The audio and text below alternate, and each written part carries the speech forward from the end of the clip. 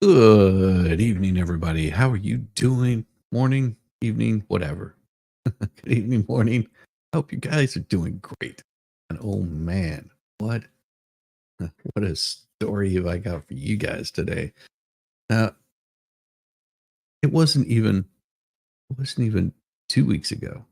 Yeah, it was less than 2 weeks ago that I said there was going to be something going on with airlines. Here you go. Here it is.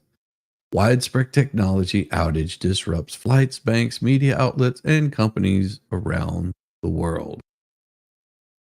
Wellington, New Zealand, global technology outage grounded flights, knocked banks offline, media outlets off air on Friday, and a massive disruption that affected companies and services around the world and highlighted dependence on software from a handful of providers.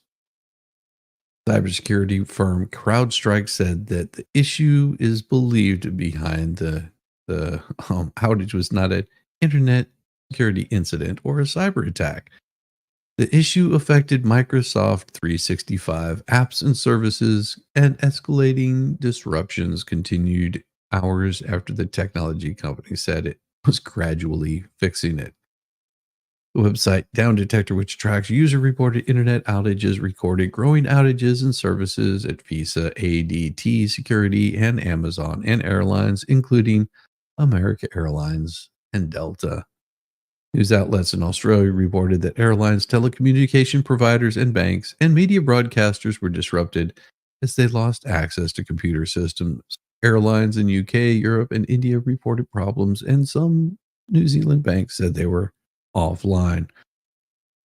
Microsoft 360 posted on X that the company was working on rerouting the impacted traffic to alternate systems to alleviate impact in more expedient fashion, and that they were observing a positive trend in service availability. The company did not respond to a request for comment. It did not explain the cause of outage or, or further outages.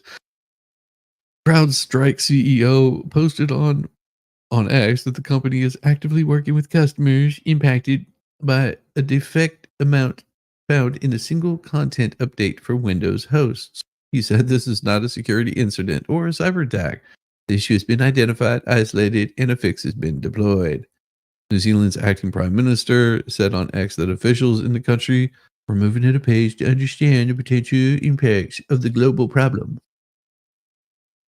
I have not currently received any reporting to indicate that these issues are related to malicious sabotage security activity.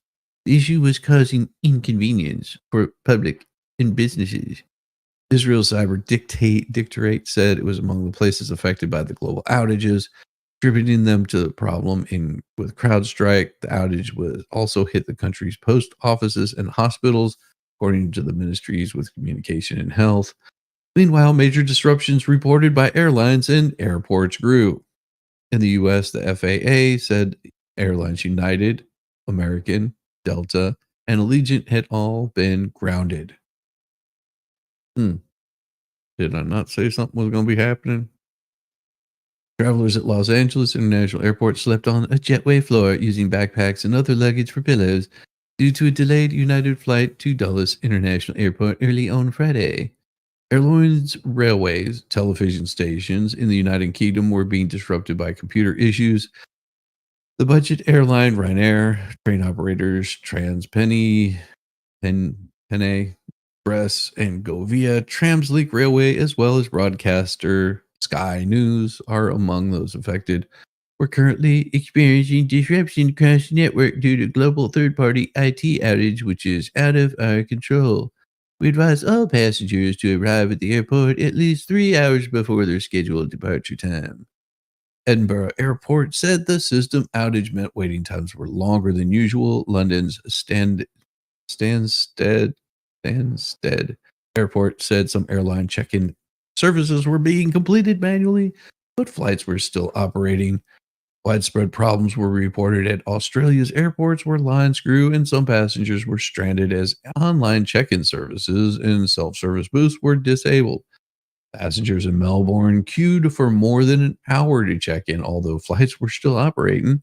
Airline operations in India were disrupted, affecting thousands.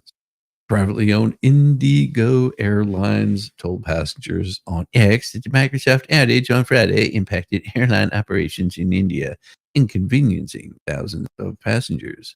Several airlines made statements on X saying that they were following manual check in and boarding processes and warned of massive delays due to these problems. Hong Kong's airport authority said in a statement that the outage was affecting some airlines at the city and that they had switched to manual check in.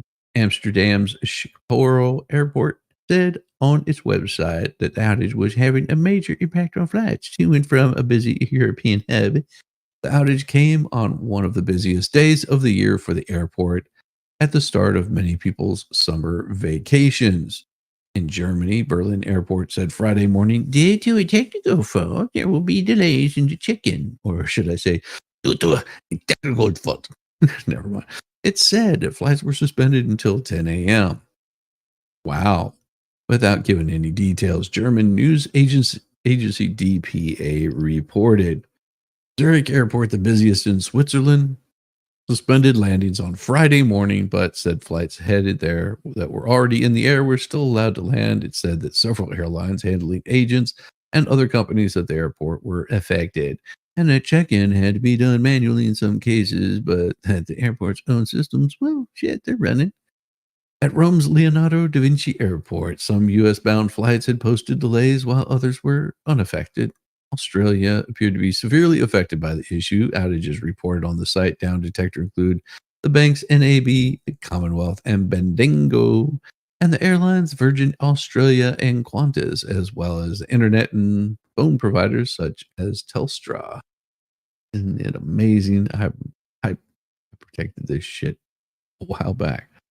Hospitals in Germany, Britain and Germany also reported problems. Several practices within the Hawaiian, the National Service in England reported that the outage had hit their clinical computer system and that it contains medical records and is used for scheduling. We have no access to patient clinical records, so are unable to book appointments or provide any information. That really is helpful whenever you're about to do a surgery to find out if somebody happens to be allergic to a certain chemical or not. This is a national problem being worked on as a high priority. The NHS did not immediately respond to requests for comment. In northern Germany, I'm not even going to try to pronounce that university hospital, which has branches in Kiel and Lübeck, said that it canceled all elective surgeries scheduled for Friday, but patient and emergency care were unaffected. News outlets in Australia, including ABC and Sky News, were unable to broadcast their TV and radio stations and reported sudden shutdowns of Windows-based computers. Some anchored news broadcasts online from dark offices in front of computers showing blue screens of death. In South Africa, at least one major bank said it was experiencing nationwide service disruptions as customers reported they were unable to make payments using their bank cards at grocery stores and gas stations. The New Zealand banks ABASB and Kiwi Bank said their services were down. An ex user posted a screenshot of an alert from the company CrowdStrike that said the company was aware of reports of crashes on Windows hosts related to its Falcon sensor platform. The alert was posted on a password protected CrowdStrike site and could not be verified. CrowdStrike did not respond to a request for comment. Yeah, that's not gonna end well. That was wild when news broke. Best meme was Elon laughing at all the Microsoft outages. Yes. Oh my God. Yes, yes, yes. Man, oh man. Can't wait to log this morning. Good to see you, Betsy Weingard. Good to see you, Funston. Tease T, Wicked Wookie, Funston, JD, Jack Buck, Sir Frank Otter. Oh my gosh. Morning, Ugly Truckling.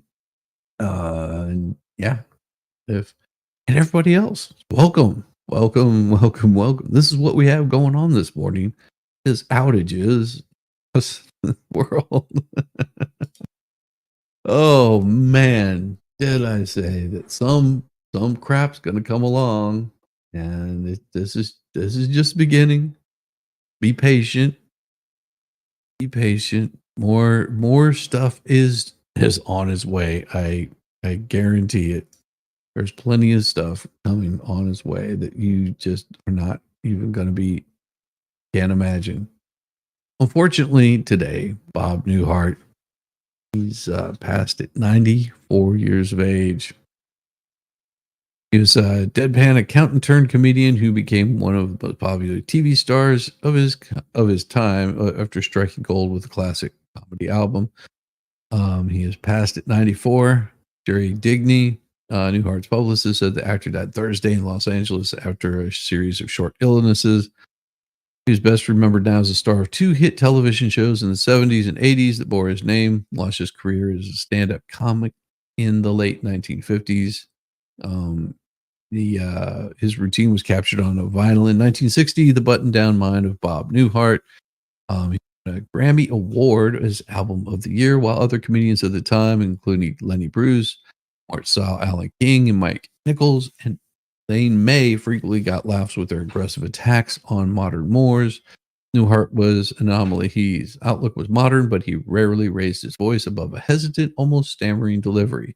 His only prop was a telephone used to pretend to hold a conversation with someone on the other end of the line. One memorable skit, he portrayed Madison Avenue image maker urging Abraham Lincoln to quit tinkering with the Gettysburg Address and stick with his speechwriter's draft. You changed to 4 score and 7 to 87. Newhart asked him to believe. Hey, maybe that's meant to be a grabber. It's sort of like Mark Antony saying, "Friends, Romans, countrymen, I've got something I want to tell you." Another favorite was merchandising the Wright brothers, in which he tried to persuade the aviation pioneers to start an airline, although he acknowledged the distance of their maiden flight could limit them. Well, see, there's going to hurt our time to the coast if we got to land every 105 feet. Newhart was initially wary of signing on to weekly TV series, fearing it would overexpose his material. Nonetheless, he accepted the attractive offer from NBC, and the Bob Newhart Show premiered October 11th, 1961. Despite Emmy and Peabody Awards, the half-hour variety show was canceled after one season, a source for jokes by Newhart for decades later. He waited 10 years before undertaking another Bob Newhart show in 72. This one was a situation comedy with Newhart playing a Chicago psychologist living in a penthouse with his school teacher wife, Suzanne. I'm not even going to try to say her name. The neighbors and his patients, notably Bill Daly and an airline navigator, were a wacky, neurotic bunch who provided an ideal counterpoint to Newhart's deadpan commentary. One of the most acclaimed in the 70s ran through 78. 4 years later, he launched another show simply called Newhart. This time, he was a successful New York writer who decided to reopen a long closed Vermont inn, and he was the calm, reasonable man surrounded by a group of eccentric locals. Again, the show was a huge hit, lasted 8 seasons on CBS. He bowed out in 1990 with Newhart in his old Chicago psychologist career, waking up in bed with Lestine cringing as he tells her about a strange dream he had. I was an innkeeper in this crazy little town in Vermont. A handyman kept missing the points of things, and then there were these three woodsmen, but only one of them talked. The stunt parodied a Dallas episode where a key character was killed off that revived when the death was revealed to have been a dream. Two later series were comparative duds and called Bob and George and Leo. Although nominated several times, the only Emmy came from a guest role on The Big Bang Theory. I guess they think I'm not acting. That's just Bob being Bob. Sad about not winning television's highest honor during his heyday. So, unfortunately, Bob is no longer with us, and prayers to his family. Um, it's wonderful that he had such a great career. Um, where's Mel? Hi, I'm Larry, and this is my brother Daryl and my other brother Daryl. Yep. Good morning, Debbie. How you doing? Good morning, Roxanne, Wicked Wookie. All you fine people coming in, hanging out. Got some more news, of course. Of course, of course, of course. This isn't unusual for these kinds of things to happen here. We've got Federal Appeals Court blocks remainder of Biden's student debt relief plan. You know, the one that he's been bragging about, how he's going to take all the money out of everybody's pocket and give it to students, pay for their bills that they ran up. Hmm. Federal Appeals Court blocked the implementation of the Biden administration's student debt relief plan, which would have lowered monthly payments for millions of borrowers. In a ruling Thursday, the Eighth Circuit Court of Appeals granted a motion for an administrative stay filed by a group of Republican led states seeking to invalidate the administration's entire student loan forgiveness program. The court's order prohibits the administration from implementing the parts of the SAVE plan that were not already blocked by lower court rulings. The ruling comes the same day as the Biden administration announced another round of student loan forgiveness, this time totaling $1.2 billion of your tax dollars in forgiveness for roughly 35,000. Imagine 35,000 students ran up $1.2 billion worth of debt. I mean, let that sink in. That's only 35,000. That doesn't include all of the other ones. And if you're thinking, well, they're poor, they can't afford it. No, that's not who is getting affected. That's not who's being affected by this. Those are not the ones that are not getting the loan forgiveness. Mhm. The PSLF program, which provides relief for teachers, nurses, firefighters, and other public servants who make 120 qualifying monthly payments, was originally passed in 2007, but for years, borrowers ran into strict rules and servicer errors that prevented them from having their debt canceled. Uh-huh. The Biden administration adjusted some of the program's rules and retroactively gave many borrowers credits towards their required payments. Borrowers who are enrolled in the SAVE plan, which is the subject of Thursday's ruling, will be placed into interest-free forbearance while the case works its way through the legal system. Today's ruling in the Eighth Circuit blocking President Biden's SAVE plan could devastating consequences for millions of students. No, that is a lie. That right there is a lie. If they're saying it has devastating consequences for millions of students, let me tell you, we just read right here 3,500. That is not millions of students. That is a small amount of students, a very small amount of students.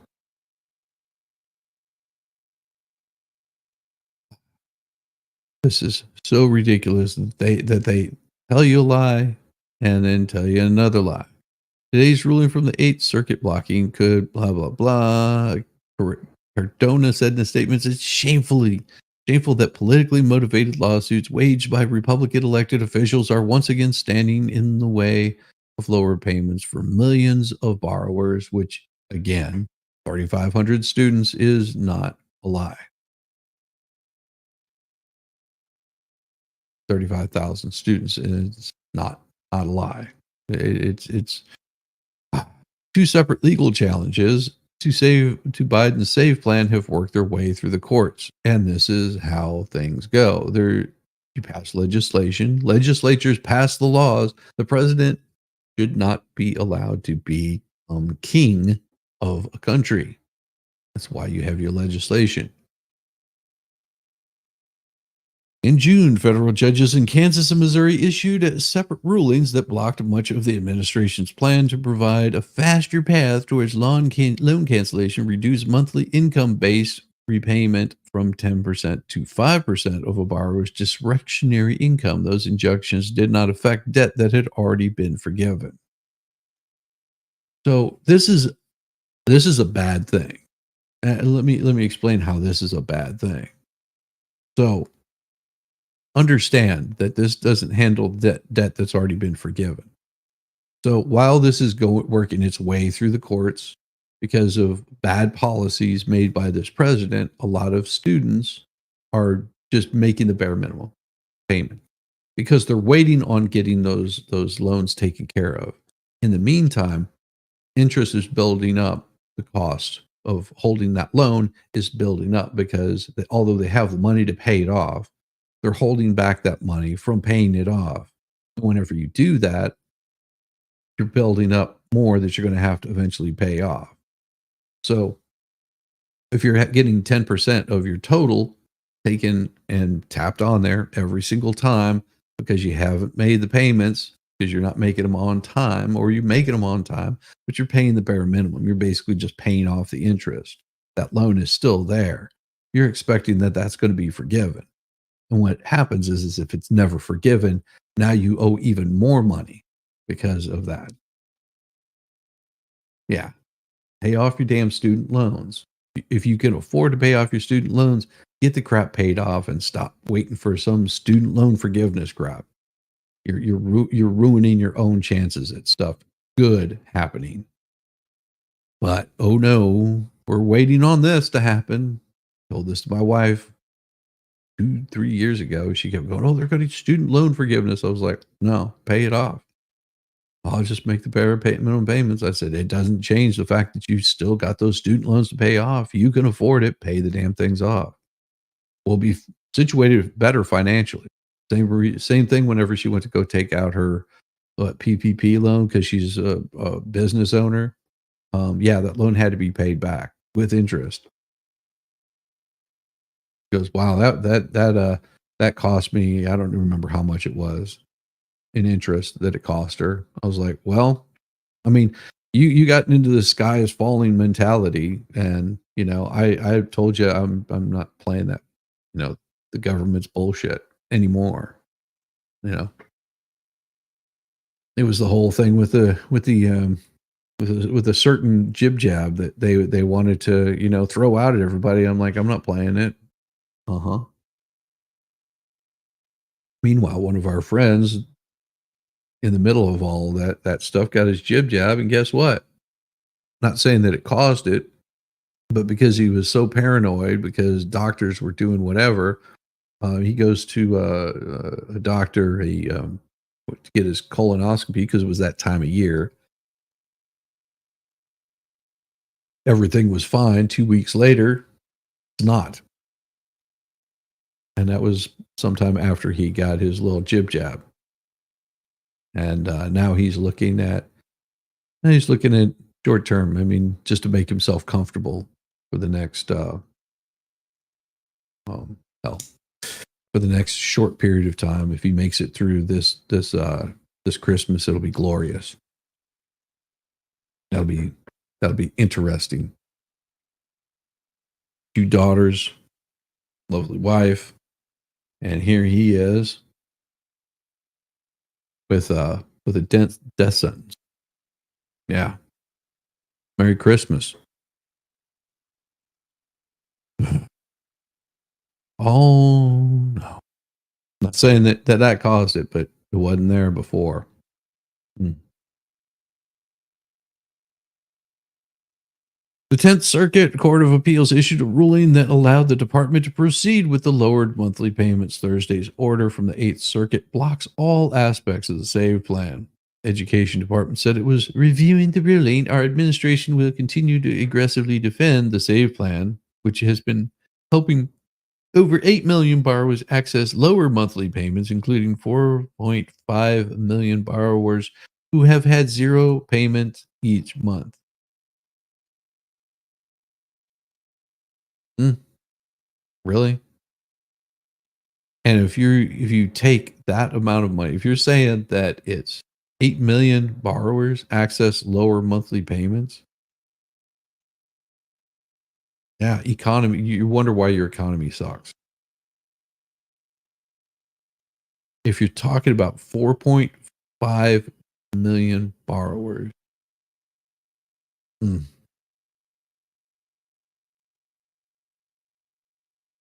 I was so poor come college time, I was reading recipes just to imagine what real food was. Loans suck, so I went to work and got a working man's PhD. Same. I didn't go to college. My wife did. She had student loans. She had student loans whenever we got married. I had an IRS payment that needed to be paid. She wanted to pay my IRS payment. I told her, "Nah, I got this." Oh, that was because H&R Block, yeah, screw you, H&R Block, screwed up my taxes. They lied. Yeah, that ended up costing me. And whenever I brought it to H&R Block, they went in and changed something on their computer and said, "That looks good over here." Like, yeah, but that's like money that I don't have. I had to work out a payment plan with the IRS just to pay the bills. Yeah. Talk about sucking. But I got paid off in less than 6 months. Um, learn how to eat ramen. And of course, wouldn't you know, the Associated Press education coverage receives financial support from multiple private foundations. So of course, they want to make it sound really nice. And that Trump's coming into presidency is going to ruin all of your student loan forgiveness. It's not. It's not. The things that are there will already be there and they'll stay. I mean, they can slow it down. They can slow down the bleed that's happening in the U.S., but they ain't going to be able to fix it. Ain't going to be able to fix it at all. Oh, I've got one I want to talk about, but I'm going to have to hold off on this because wow, that really is helpful to me. I talk about that one yet either. Here's okay. Well, here's an interesting one for you. Here's what to know about the violent protests over government jobs roiling Bangladesh. Bangladesh has been gripped by violence this week after relentless clashes between student protesters, security officials, and pro government student activists over a quota system for government jobs. Protest organizers say they are imposing a complete shutdown across Bangladesh on Thursday, except for essential services. This comes after several major universities in the country agreed to shut their doors indefinitely until tensions ease. So, what's happened? The protests, which have drawn tens of thousands out on the streets, began late last month and it escalated on Monday when student activists at Dhaka University, the country's largest, clashed with police and counter protesters backed by the ruling Awami League. At least 100 people were injured in the aftermath. The second day, as violence continued to roil campuses across Bangladesh, 6 people were deleted. Clashes were also reported on Wednesday and Thursday, and paramilitary forces were deployed to patrol streets of major cities. Media reports that at least 19 more people died on Thursday. So, okay, what has happened? What caused this? In response, the university said they will close until the situation is resolved. Okay. Now we get to the meat and bones. Why are they protesting? This maybe should have been the thing that you pointed out first instead of the aftermath of why they were protesting. At the heart of the demonstrations is a quota system that reserves up to 30% of government jobs for family members of veterans who fought in Bangladesh's 1971 war of independence against Pakistan. Protesters want to abolish this system. They say it's discriminatory and benefits the supporters of Prime Minister Sheikh Hasina's Swami League, which led to the independence movement. So here's the thing: do you remember the movie Starship Troopers, where every vote is guaranteed? Service guarantees that you get to vote. Like if you want to have a say so, then you have to go kill the bucks. Okay. So this was in supporting the families that were probably devastated by the veterans. The children of this benefited. It was an incentive to get them to fight for their country, and it was a way of giving thanks, allowing 30% of the government jobs. Only 30% would be for family members of veterans. Now, if a veteran came back and they had 20 kids, oof, that's a lot of kids going in there. Now, it would have been better. And I mean, I understand And it would have been good to honor those veterans that way. But this right here can cause problems because even if they're not competent at their job, whenever you have those jobs being taken away from people that are competent at their job or good at it, now you're going to have some problems. What do you think? This right here is if you want to see what happens whenever you enact DEI, there you go. Somebody's going to get left out. Even though job opportunities have grown in some parts of the private sector, many people prefer the government jobs because they are seen as more stable and lucrative, but there aren't enough to go around. Each year, some 400,000 graduates compete for around 3,000 jobs in the civil service exam. Under the quota system, government jobs are also reserved for women, disabled people, and members of ethnic minorities, but students have mainly protested against jobs reserved for veterans' families that they tell you about. So, like I said, if you want to see the effects of DEI, here you go. You want to see how bad things can get whenever you have your diversity, equity, and inclusivity, or whatever the hell it is. What does the government say? What does the government always say? We defend it, saying the veterans deserve the highest respect for their contributions. Absolutely. Then give the jobs to the veterans. And then whenever they're gone, they're done. And then it's competing for it on an open market.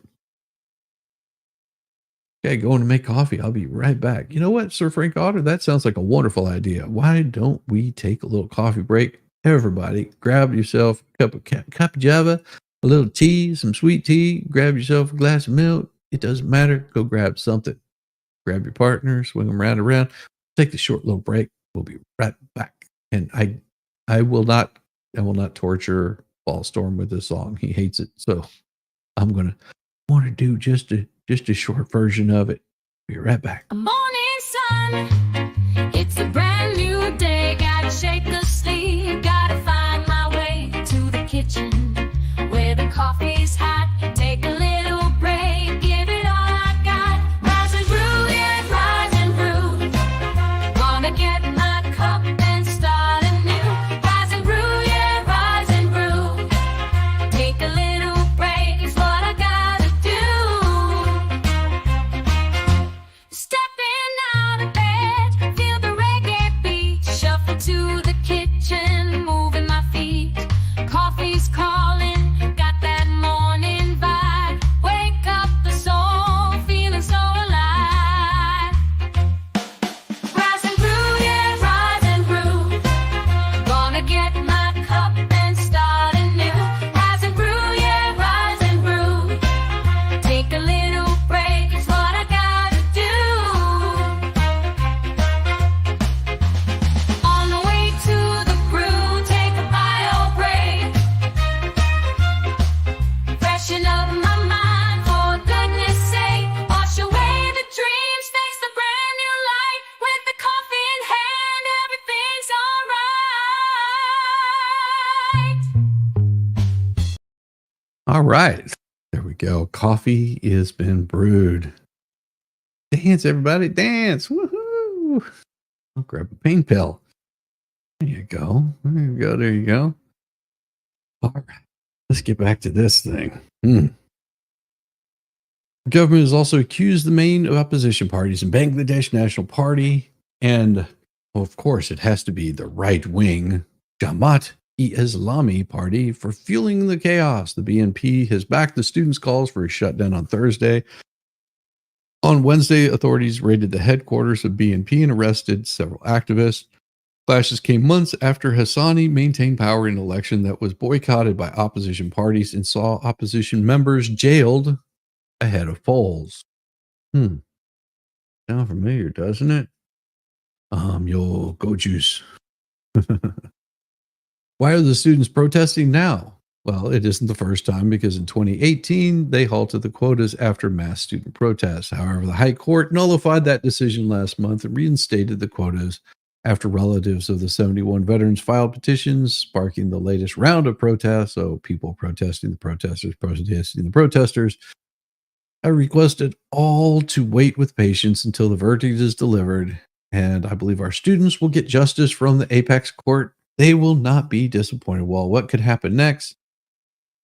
The highlight shows cracks in the Bangladesh governance and economy following the pandemic and the global upheaval of the wars in Ukraine and Gaza that have nothing to do with Bangladesh whatsoever.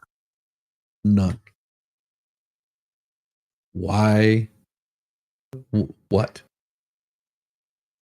I mean, I understand the pandemic probably had a lot to do, but the war is in Gaza and Ukraine should not be affecting Bangladesh whatsoever. Unless they're funding it, then that's their own damn problem. The reason behind such a huge participation, many students go through the bitter experience of not finding jobs they deserve after completing their education. You don't deserve squat, ever.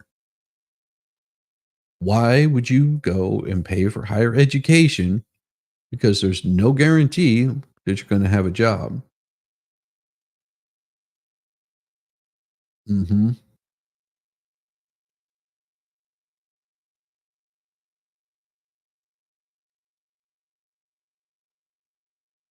I I left high school, went in the military. After I got out of the military, I went well while I was in the military because it was National Guard. I went and I went and got a job working cleaning floors for about $2.30 an hour, I think is what it was. A week after I started that job, a raise came out because they raised the minimum wage to 3.20, I think it was, or something like that. So $3.20 an hour working. Yeah, I was working what, 60 hours a week, something like that. So time and a half I could make like $6 an hour for 20 of those hours, a little bit over six. And then of course they take taxes out. So it doesn't really pay a whole lot. Of course, you have to understand that gas was, I think it was running around the 69 cent, 79 cent mark. No, I think at that time it was about 99 cents. Like if I went across the border into Texas, I could get it for 99 cents. It was about $1 or two, something like that where I was at. But go across the border and get it for 99 cents. I owned a car that, was just a little crappy Chevette. And I ended up buying a motorcycle later on. But yeah, that was my pay for probably about 6 months a year. And then I got word that the local company was hiring a construction company that did pipeline construction. I got hired on as a welder's helper at starting wage of, I think it was $7 an hour. Now that was a big bump, $7 an hour. Of course, $7 an hour in 1986, 87. Yeah, I think it was the beginning of 87. Pretty damn good money. I could I could rent a apartment. My cousin and I split the rent on it, and I think my part all in was like $200. That's it, $200 splitting rent. And uh, later that year, I was making. I mean, I was working hours, making somewhere around uh, 70, 80,000 a year because of the amount of overtime that I would work. A bust ass job. So I mean, it was not for the weak hearted. And whenever I left that job, that year I made, I think, something like $120,000 that year. Um, yeah, Welder's Helper, the tune of the Beatles, Helter Skelter, Welder's Helper. Yeah, it was. And I learned how to weld. I learned how to operate heavy machinery. I was running forklifts and backhoes, track hose, side booms. Jeez, like the only thing that I didn't operate that we had, I didn't operate the ditch witch and the road grader. I never got a chance to operate those. But that's why I made so much money is I went from working doing welding to operating heavy machinery. And those were being there long before anybody got there and leaving long after everybody left. And the hours finally just got to me. I couldn't continue on like that. Um, Especially being young, like job. It was a lot of work. And it was physically destroying me. I think whenever I got out of the military, I was weighing something like, I don't know, 130, 140. And whenever I left that job, I think I weighed maybe 90 pounds. Like it was just because of like just constant work. It was killing me. I think I was getting maybe 2 or 3 hours of sleep a night and then working all day. I would pass out in the middle of the day from exhaustion. Just take like an hour nap. It was not healthy for me. Yeah, exactly. That is absolutely right. Your grandpa made a fortune running heavy equipment all his life. He went from being a poor farmer to a rich man. You can. The hours you have to put in are unbelievable. Congratulations to him, really. It is it is a lot. And so all these students that are bitching and moaning about, oh well, we don't get the government jobs because they're more stable. Well, make your job stable. Make your job stable. You do good work and it remains stable. Like showing up here every day. If I just, decide I want to stop showing up or if I take a break, that's a little bit different. But if I just stop showing up here in the morning, what does everybody do? Well, they find something else to watch. So I try to keep it as entertaining as I can. But this is this is going to be creepy right here. I'm telling you right now, it's going to get creepy. Good Lord. Yeah, my internet's acting all it does this all the time with the cookies. Obama's dilemma. Why does Obama have a dilemma? What does this have to do with Obama? Obama is a former president and should be nowhere near the White House at all. Hmm. So what's his dilemma? Balancing Democrats' worry about Biden to maintain his influence with the president. What does this tell you? Who's the man behind the scenes that's pulling all the strings? Wonder. Former President Barack Obama has a delicate balance to strike. No, he doesn't. His delicate balance should be get the hell away from government. Good morning, Welsh lady. Good morning. Good morning, Funston. Good morning, Cindy Snyder. And Camo's girl. Welcome, welcome, welcome. How to weigh the mounting opposition to Biden, continuing his campaign with his loyalty and to his former running mate. In recent days, Obama has taken calls from congressional leaders, Democrat governors, key donors, in which he has shared their unease about the prospect of Biden's campaign following his calamitous June 17th debate performance against Republican presidential candidate Donald Trump. Isn't that what you guys say? But even as Obama has listened to Democrats' concern, he has insisted that the decision to remain in the race is only for Biden to make, according to several people familiar with the matter who requested anonymity to discuss the private conversations. Of course, really. Yeah, whenever it's anonymous, we know that this is coming down from the White House.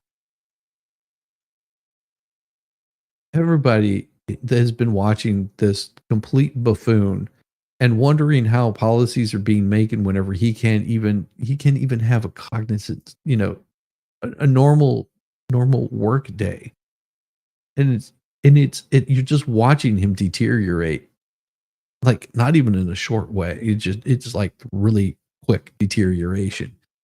And you want to think that Biden's tweeting things out? No, he's got people that are tweeting things out that they want to have said. All of his speeches are written by someone. They just need him to stand up there long enough to be able to read it. Other than that, he spends his time in a damn basement, hidden away from the rest of the world.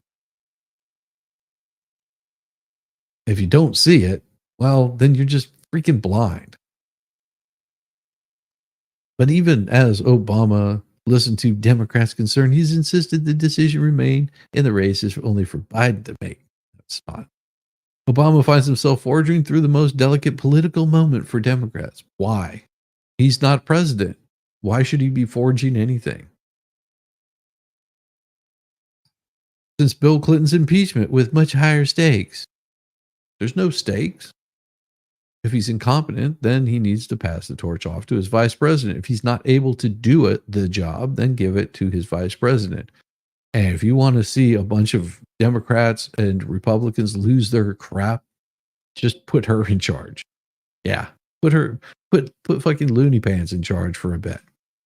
That is about as incompetent a person as I've ever seen. I mean, they're really good on their hands and knees, but that's about it.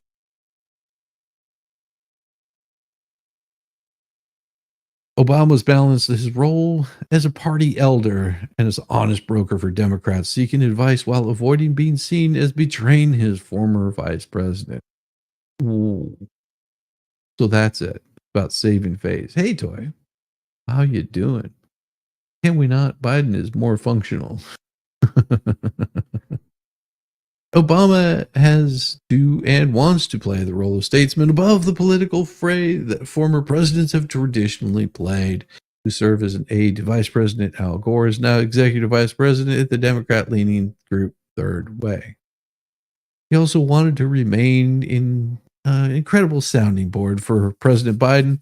If he takes a public position, well, that ends it. Nobody cares. Okay, so this is just a non-story. They're wanting Biden they're wanting Obama to weigh in on Biden's situation. Uh-huh. I'm not this is a big fluff piece about nothing. A big fluff piece about nothing, about them wanting a former president to ridiculous. This is ridiculous.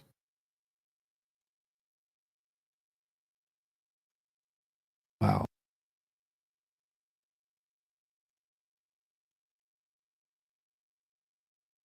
I'm just finding this hard. Really hard to understand any of this. Well, let's do this though.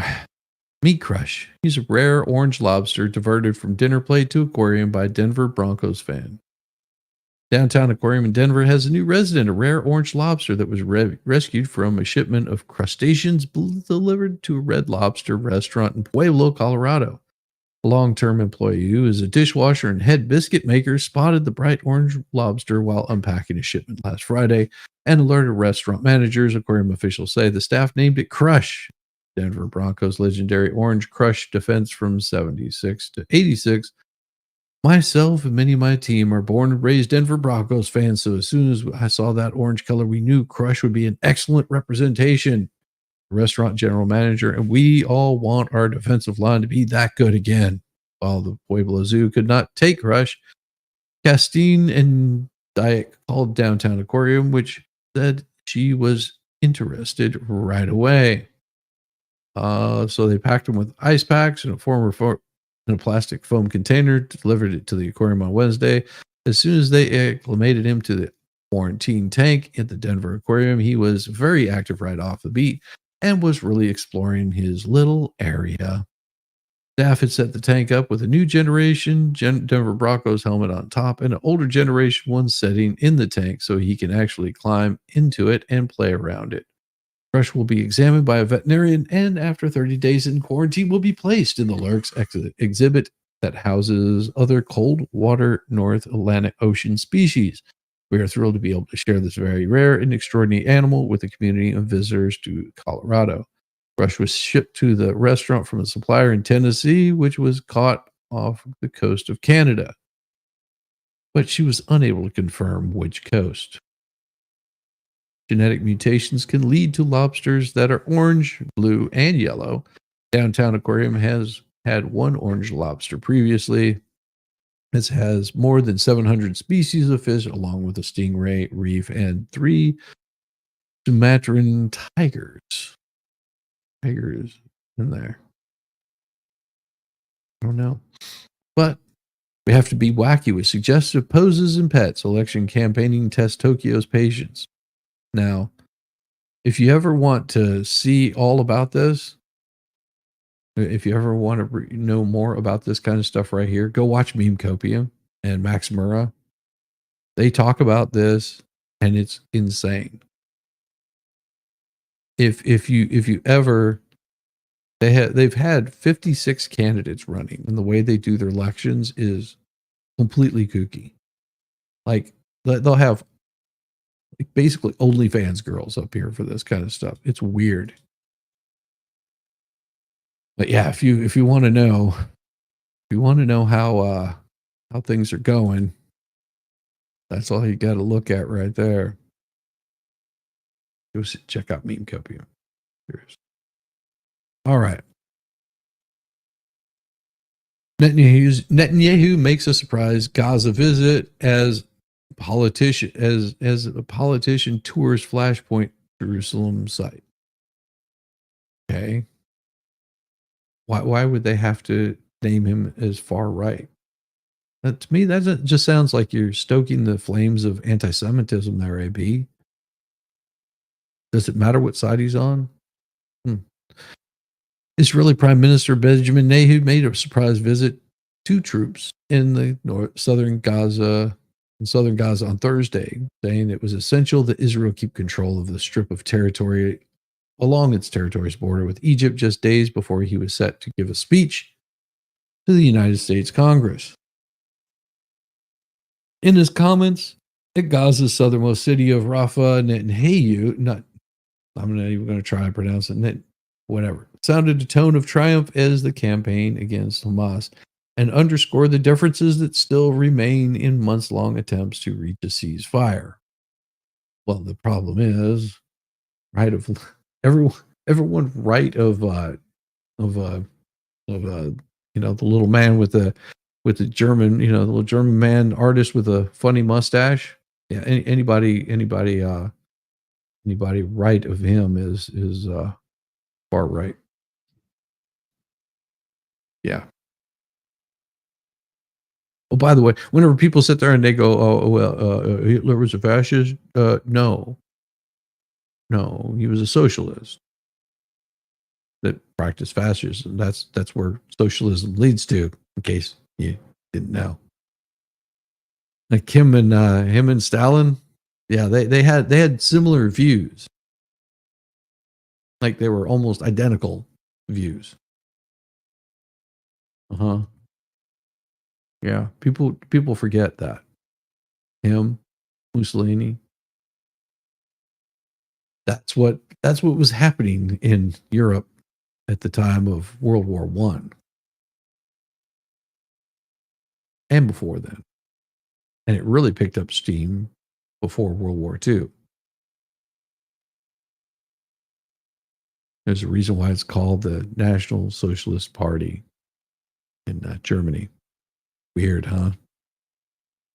In his comments in the southern innermost city of Rafah, Netanyahu sounded the sound of triumph as a campaign against Hamas. A U.S.-backed outline for deal calls for eventual full Israeli withdrawal from Gaza in return for a full release of hostages by Hamas, something the continued Israeli grip on the Rafah border crossing and nearby border strip would appear to contradict.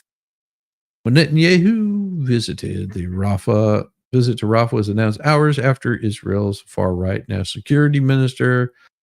Why does it always have to be far-right? Jeez. Why don't they just say Israel's national security minister, Ben Giver, can't say his name, Itamar, visited Jerusalem, most sensitive holy site.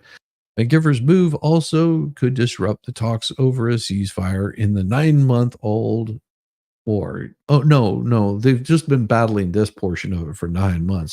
This is a battle that's been raging on for a longer time. Ben Giver said he went to and see. I'm not gonna read your adjectives there, AP. Ben Giver said he went up to the Flashpoint site to pray for the return of Israeli hostages, but without a reckless deal, without surrendering. Israel negotiators landed in Cairo on Wednesday to keep working on the talks. Tensions over the compound have fueled past rounds of violence. The Palestinian Foreign Ministry condemned Ben Giver's visit as a provocative intrusion that endangered the fragile status quo regarding the Jerusalem compound, which is revered by Jews and the Temple Mount and by Muslims as Haram al Sharif, a holy site and important national symbol. Two leaders visits came hours after Israel's parliament overwhelmingly passed a resolution rejecting the establishment of a Palestinian state. That's all that this whole argument is about. The vote in an overnight session lasted Thursday morning was largely symbolic and meant to send a message ahead of Netanyahu's trip to the United States. He announced his visit to Rafah once the prime minister had exited Palestine territory. Israeli forces invaded Rafah in early May, forcing most of the 2 million Palestinians sheltering there to flee. Rafah, once a crucial entry point for humanitarian aid, is now just just full of bullet-ridden apartment buildings with blasted-out walls and shattered windows. Very few civilians remain, even as the ground operation continues. Netanyahu toured blah blah, and it seems like they're giving me a play-by-play of every single thing that Netanyahu has done, and very little of what Hamas has been doing. I wonder why that is. Why are they not talking about what they've done to Israel? Huh. Of course, on Friday, the UN's International Court is expected to issue an advisory opinion on the legality of Israel's 57-year occupation of Palestinian territories. What?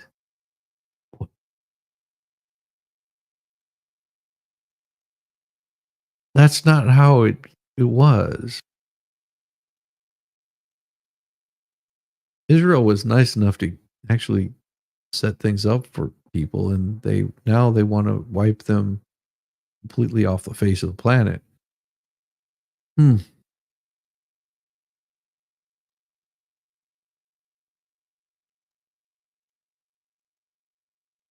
And lest we forget, last October, Hamas attacked 1,200 people, mostly civilians. Militants took about 250 of those. So that was more than just 1,200 people. They killed 1,200 people. They took about 250 hostage. Only about 120 remain in captivity, with about a third of them believed to be deceased, no longer on this planet, dead as a doorknob, not able to ever take another breath of life again. That doesn't include the American. Yeah. This happened on other presidents' watch. It would be something much different. Something much different. Mm-hmm.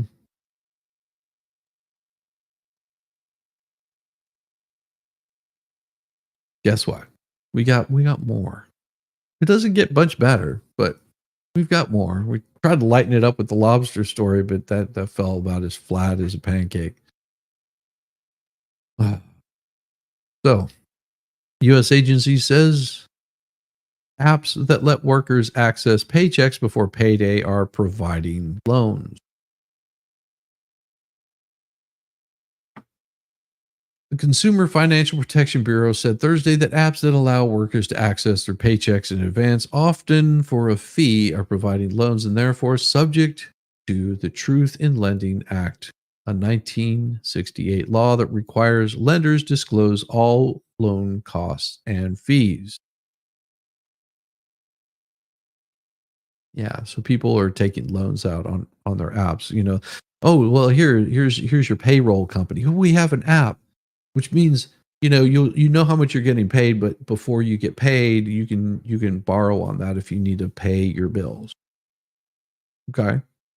But they're going to charge you a fee for it, which sucks.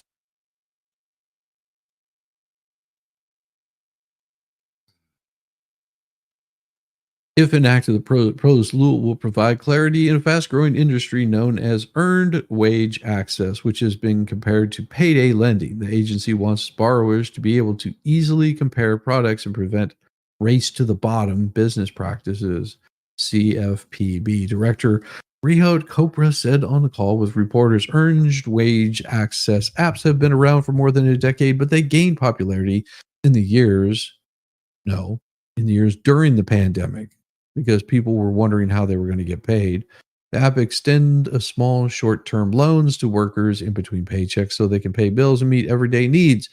On payday, the user repays the money out of their wages along with any fees. That sucks. That is a bad, bad idea. If someone would have ever offered that to me, I would have been like, oh, hell no. You can go pound dirt. That's just like getting a loan shark, except now you work for the loan shark. Screw that. Screw you. I would quit that damn place in a heartbeat. According to its report, the Computer Finance Protection Bureau found that in 2022, at least 5% of American workers used an earned wage product at least once. 5%. They estimated that 7 million workers were advanced 22 billion through apps that worked with their employers, and 3 million workers were advanced 9.1 billion through direct to consumer apps. Holy hell. Oh, this is this is bad.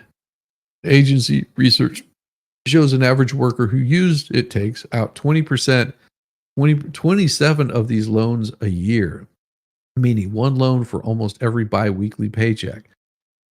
This can look similar to revolving credit card balance, but with fees that would equal an average annual percentage rate of over 100%. The loans have interest rates higher than most expensive subprime credit card. Most of the interest comes from the fees to expedite access to paychecks.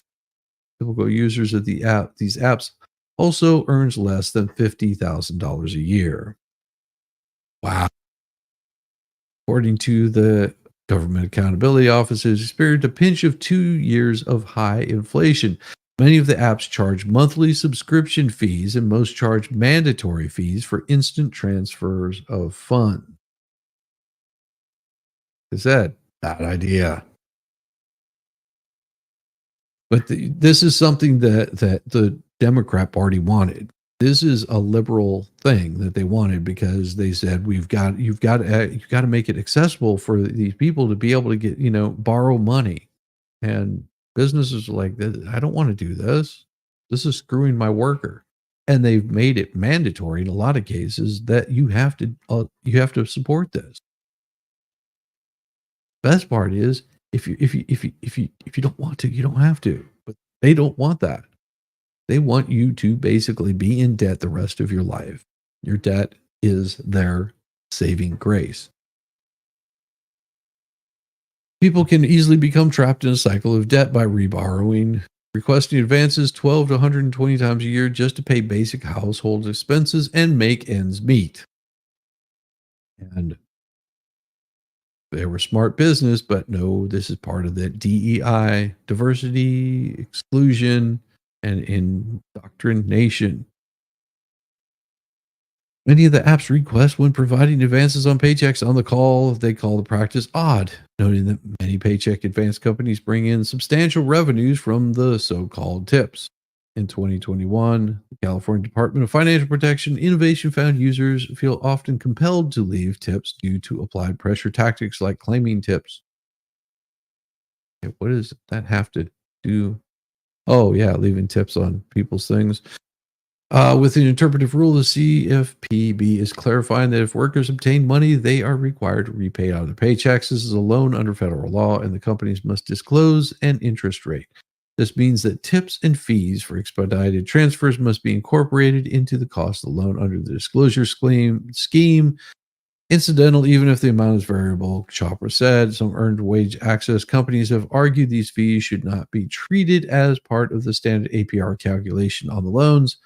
When Connecticut passed a law capping the fees these apps could charge under its state's usury limits. At least one earned wage access company, Earn-In, stopped operating in the state.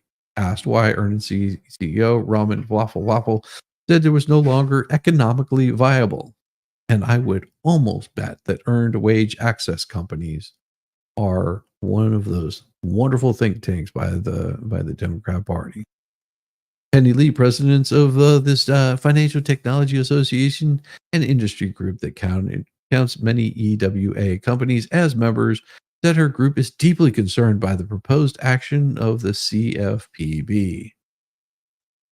Earned wage access should not be considered a loan as it is a no-cost, non-recourse product giving access to money workers who have already earned, not future pay, she said in a prepared statement, adding the proposed rule would hurt millions of workers who rely on earned wage access to tap into their already earned wages. But they're paying a fee for those earned wages. This is why it's bad. In its report, they found that despite companies marketing these services as free for workers in non-employer subsidized transactions, most workers paid at least one fee, and nearly all workers opt to pay a fee for expedited access to their funds. They said that was nearly 50% of earned wage product users turning to the service more than once a month. Costs may accumulate, for workers who are frequently paid by the hour, have liquidity constraints, and receive public benefits. The agency will take comments on the proposed interpretive rule until the end of August. Today's report and rule are important steps to ensure the market is working. We want to see the market compete down costs for employees and employers. Yeah. Welsh ladies not actually fancy the sweet cream. It's just a creamer that is sweet, like you put sugar in it. I don't know. Are you guys talking about sex again? Will you stop that? Get me in trouble. Oh boy. Well, we go on to the migrants. This is going to be heart wrenching for some people. So if you're triggered by this kind of crap, if you're triggered by abuse, I would suggest to mute it for like the next 20, 30 minutes, because this is not going to be pretty. Okay. Just not going to be pretty. Largest housing provider for migrant children, for illegals in this country. So children that were brought here illegally, they've been engaged in pervasive SA.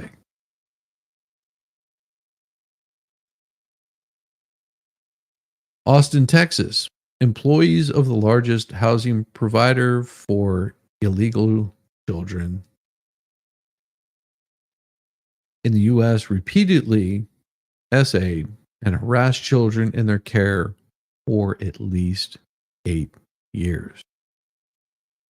Alleging a shocking litany of offenses that took place as the company amassed billions of dollars in government contracts.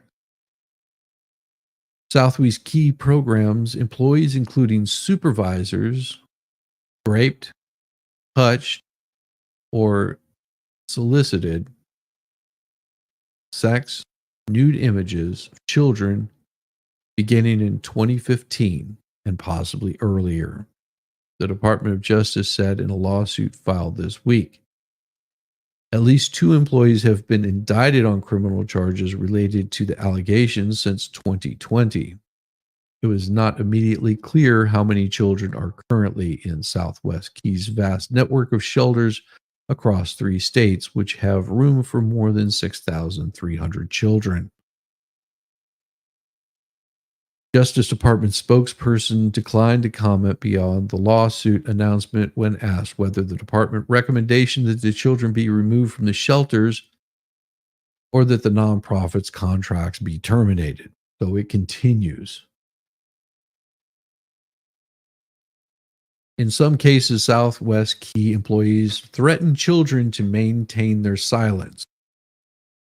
In harassing these children, Southwest Key employees exploited the children's vulnerabilities, language barriers, and distance from family and loved ones. Yeah, You brought them across the freaking border. You brought them across a border. And the way that they're gonna bring and this is the sad part about it because this is and I haven't even read the whole thing yet, but this is gonna become a political thing. What the political thing is going, this is what happens whenever you separate children from their family. This is gonna be the political spin. I'm just wanting you to be aware of it. This is gonna be the political spin of the story. Not that, oh, we've got some crappy contracts that are government contracts being sent to companies, and who do you think is gonna be working in these because they're not vetting them properly? This is gonna be about child separations causing this. These children are being brought across by people that aren't even their parents, and they're bringing them across illegally. And I think there was a governor not too long ago that was sitting, or a congressman that was asking the question, or being asked the question, um, by AOC about these child separation things, and he's just like, if you get pulled over for a DUI and your child is with you, you are going to be separated from your child. If you break the law, you will be separated from your child. If you're being separated from your children, these kinds of things are going to happen. And as horrible and as awful as it is, it doesn't change that these horrible things are going to happen. Whenever you have any part of government handling your children, they're going to get all creepy with them. This is unfortunate. This is horrible. This is horrendous.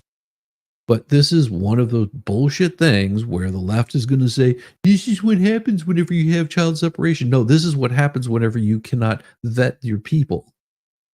Whenever you let government run rapid, whenever you allow illegals to storm your borders. If you don't want this to happen, then make laws, put up the damn wall, get these people out of your damn country, stop shipping them off to other states, get them out of your country. Send the children back whence they came. All of a sudden, it's become a problem in the United States. And every one of these predators that you find, there's a special place in hell. And I'm sure that you will find it sooner rather than later. Assholes. In a statement, Southwest Keys said it was reviewing the complaint and disputed the portrayal of its care for children. That's because not all of these children were treated like this, because not all the employees were. But again, the nonprofit organization's largest provider of housing for unaccompanied illegals, operating unaccompanied. Here you go. Unaccompanied illegals, which means that they were brought across the border without their parents. They were being trafficked into the United States. They're operating under grants from the U.S. Department of Health and Human Services. It has 29 child migrant shelters, illegals, 17 in Texas, 10 in Arizona, and 2 in California. The company's largest shelter is, guess where? The place where Joe Biden went and visited in Brownsville, Texas, is at a converted Walmart with a capacity for 1,200 children. You think Biden might have made a stop in there, saw the conditions of this, maybe even considered it, knowing that this has been going on since 2015?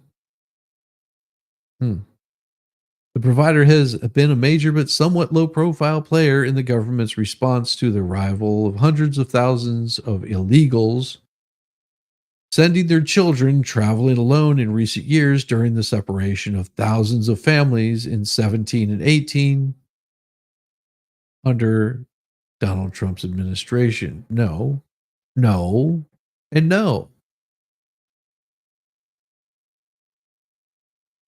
As I said, what did I just tell you? This is what they're making it out to be, is about Donald Trump. This story is about saying all the horrible things that Trump did. These are children being unescorted by their families. This isn't child separation from their families. This is finding out that these children are being brought across by sex traffickers and they're being separated and putting into another location just to have the same damn thing happen to them. It's horrible. It's despicable. And how dare the AP play this bullshit like this? Saying that, oh, this is somehow a former president's fault. No, AP, this is your fault. This is your fault because you can't stand calling someone an illegal that happens to be here in this country fucking illegally. This is your fault. Because you want to change the words because it might hurt someone's fifis. Well, fuck you and your fifis. This is horrible, raucous behavior. Shouldn't even be allowed. And you're promoting it and trying to blame it on a president. You want to take the blame, why don't you send that blame back to Obama, which had Biden as his vice president, and take the blame there. Conditions were much worse then. Fuck me running.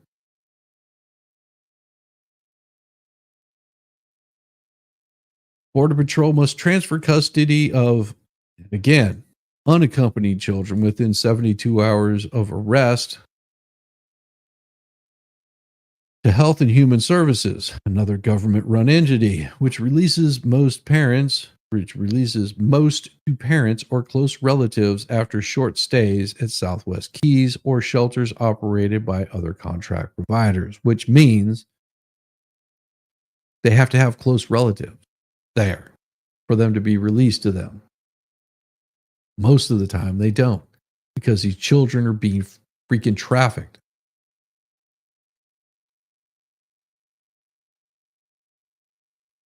Health and Human Services reported that it has control over 6,228 children at all of its facilities on June 17th.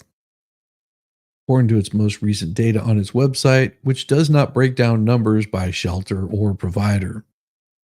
The Department of Health and Human Services declined to say how many children are currently in Southwest Key or if the agency continues to assign children to its facilities. In the lawsuit filed Wednesday in Austin, where Southwest Key is based, and why are they not going after Health and Human Services and their employees? Why are they not going after them? Every single one of these should be scrutinized because you don't get that many children. 6,228 children. That's just what they had in June 17.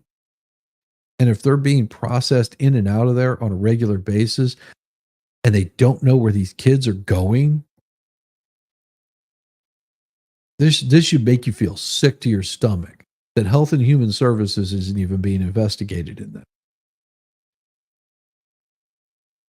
Government entity is in control of this, and they're not even being investigated. This sounds like a big scam to me. I guarantee you start digging into Health and Human Services and you'll figure out really damn quick what's going on. This just pisses me off to no extent.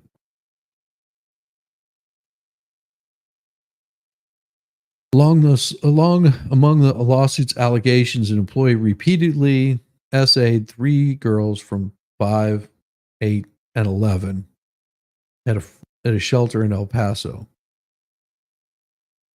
The 8-year-old told investigators that the worker repeatedly entered their bedrooms in the middle of the night, and he threatened to kill their families if they disclosed this. Yeah. Health and Human Services, you need to be investigated along with all of these facilities, and it doesn't need to stop until they get to the bottom of these sickos.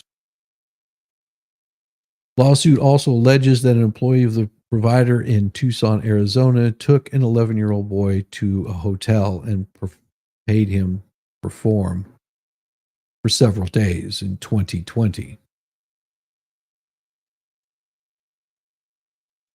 Children were threatened with violence against themselves, family, if they reported abuse. It added the testimony of the victims revealed staff in some instances knew about the ongoing abuse and failed to report it. as did the Department of Human and Health Services. Yeah, I'm going to call you bastards out every damn time because you're part of the problem. Health and Human Services Secretary Xavier Becerra said Thursday that the complaint raises serious pattern or practice concerns about Health and Human Services. HHS has zero tolerance policy for all forms. Really? Zero. You sure? Because it seems like you need to be looking at your own people. Either they're not vetting people properly, they're not vetting these companies, but buck needs to be stopping with you. Why are we not investigating Health and Human Services? Oh, because they came out and made a statement of we have zero tolerance for this shit. Americans have zero tolerance for this stuff.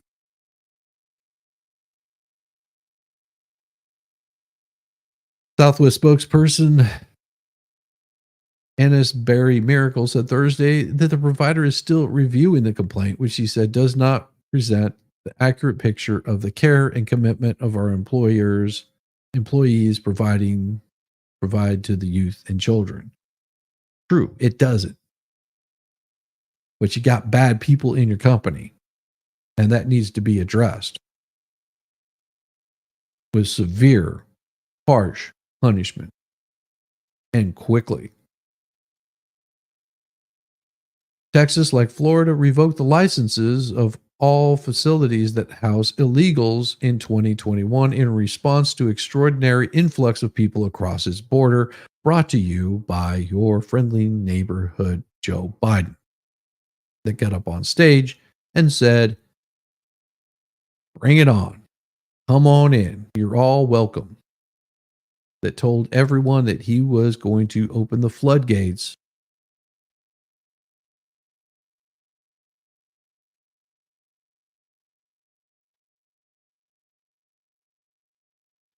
And they're saying it was an oversight void. Health and Human Services, again. Lawsuit comes less than 3 weeks after a federal judge granted the Justice Department's request to lift a special court order oversight of HHS's care of unaccompanied illegals. Joe Biden argued that the federal safeguard rendered special oversight unnecessary 27 years after it began.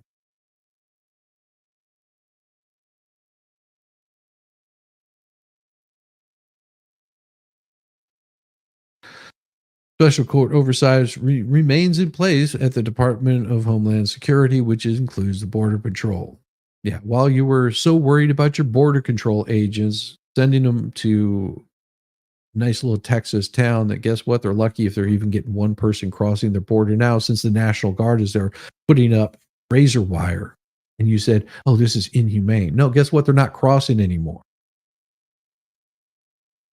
This flood of illegals coming into the United States has been stemmed by people stepping up and doing the right thing, in spite of you, Joe Biden, and your policies, Joe Biden, and your administration, Joe Biden. They've done this in spite of you. An attorney for unaccompanied children is in the case for court oversight, and allegations against Southwest Key are absolutely disgusting, and blamed Texas revocation of their license for a powder keg waiting to explode. While I applaud the efforts to right the grievous wrongs these children have experienced, I hope that the federal government will also take responsibility for the role it played. Looking at you, HHS, are you going to take responsibility? Nope. They will be given more money, saying that we can fix the problem, and all they're going to do is brush it under the rug, hide it, and the people that are these bad actors are going to continue to be bad actors.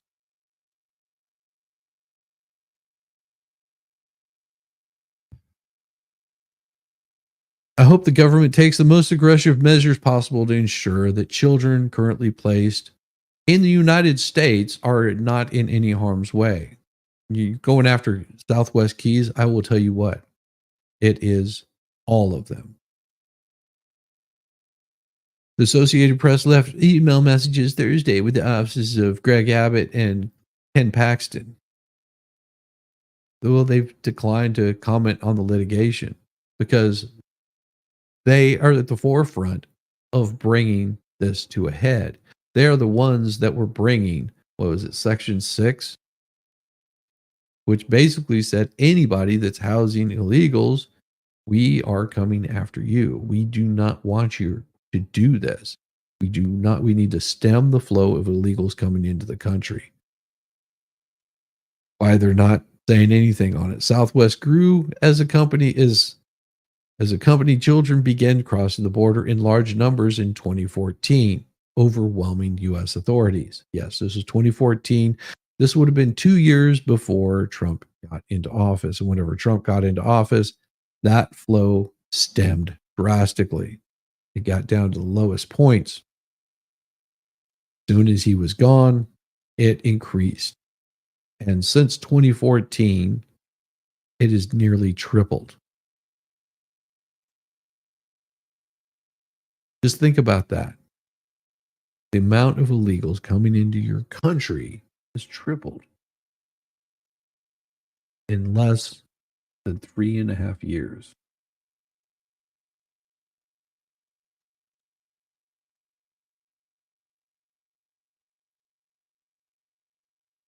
The company has found itself in the middle of controversies over illegal immigration and has steadfastly maintained that its mission was to provide quality care for children. Names its faculties casas, Spanish for home. A typical day for children in Southwest Key includes breakfast, school, lunch, dinner, homework, snacks, and bedtime. Doesn't leave a whole lot of time for being a kid.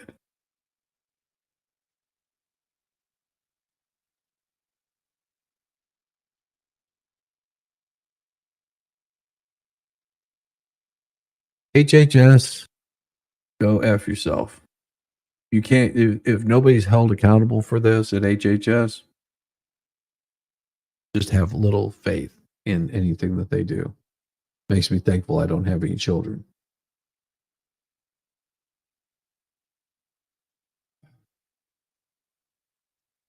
A cup of coffee is what I need. One's going to just piss me off too. Ah.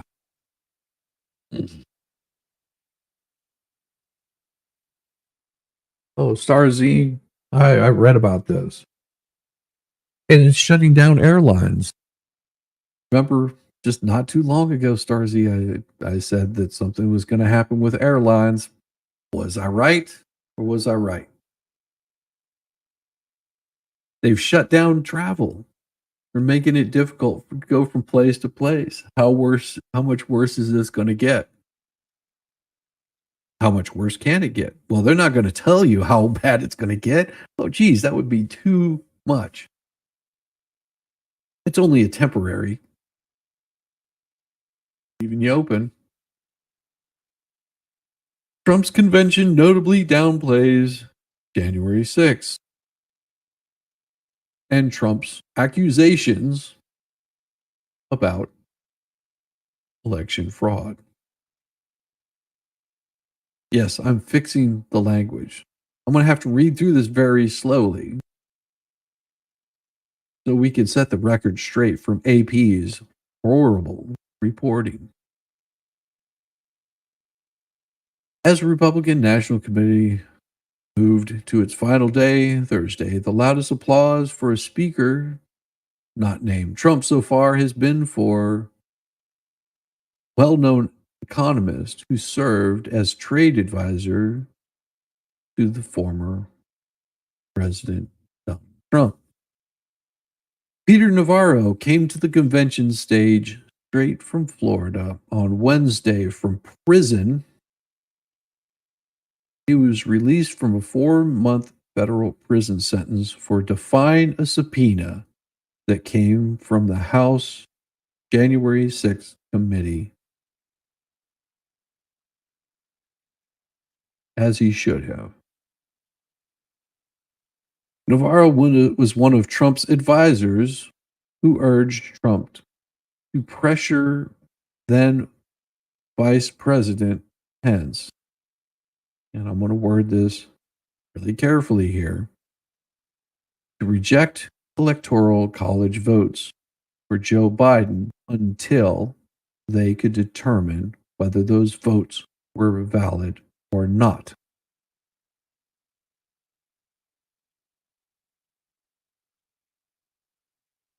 Pence's refusal to act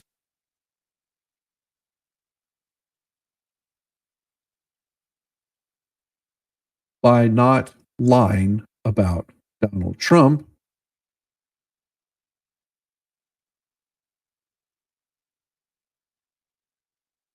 sent him to prison, because the rest of this is made up media BS.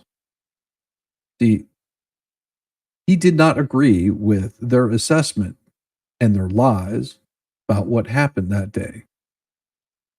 And that's what got him sent there. That right there, that last line is what got him sent to prison.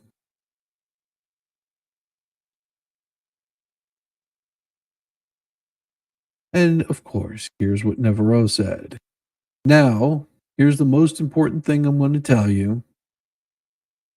Navarro said to the crowd, as he spoke the truth about the lawfare jackals that came after him in defiance because of his defiance of Congress. You may think that this will never happen to you. They've already come for you. They're already coming for you. They are already amongst you. Navarro's appearance was the rare mention of what has become a major talking point amongst Americans.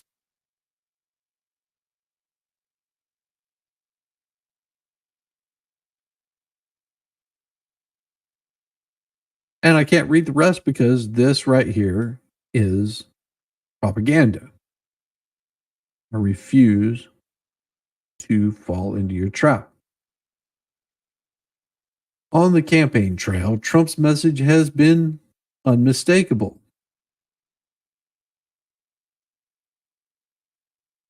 Trump called January 6th a beautiful day and will repeatedly speak the truth about people convicted of trespassing on the United States, the people's house, are being held captive by our government. He's pledged a pardon. No, he didn't.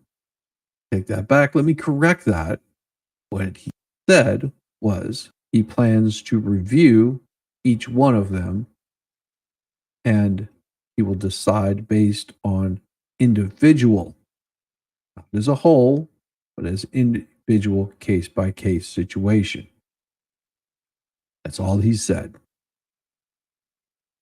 Never said that he pledged to pardon them. He said he plans to look at them.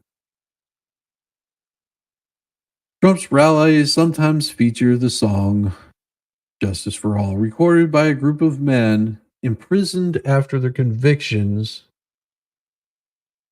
that call themselves January 6th Prison Choir. They don't tell you that these guys were imprisoned and were freed. They served their time or whatever it might be, but they are now free. Trump's Embrace the Song pushes the top of the Billboard digital song sales chart. Never heard it, and I am not going to play it here because I don't want to get in trouble with the YouTubes. Trump's senior campaign advisor, Chris LaCivita, was asked in an interview at the Republican National Convention Thursday with Political whether Trump will continue talking about pardoning January 6th captives. Um, but Trump has already made his position clear. He has not answered your question because you're lying. Trump has continually said what his position is on this. And he feels it is not necessary to keep repeating the same thing to correct the record of your lies over and over again, because it is a waste of breath, a waste of his time. He said more than one occasion, whenever this question comes up, he said it in I don't know how many different interviews, that he does not know. He will have to review what it is that they are being charged with and if it is valid or just the government going after them for no reason. Give me the information, I'll make a decision then.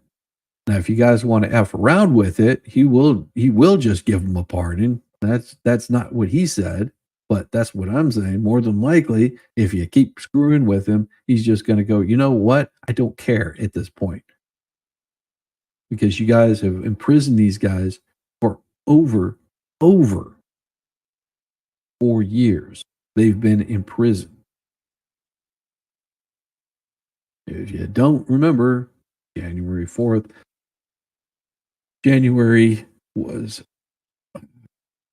whenever they rioted, and most of them were arrested at that point in time and have not seen the light of day since.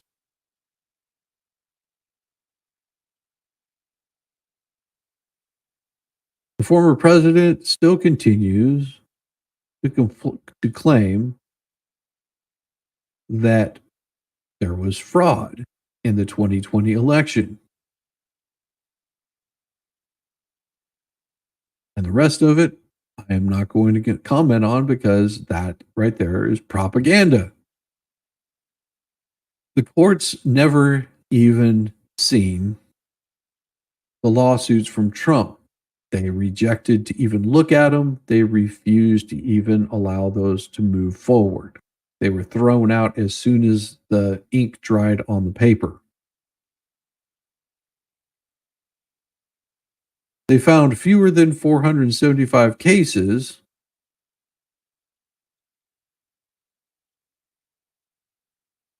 and that's just what the AP found.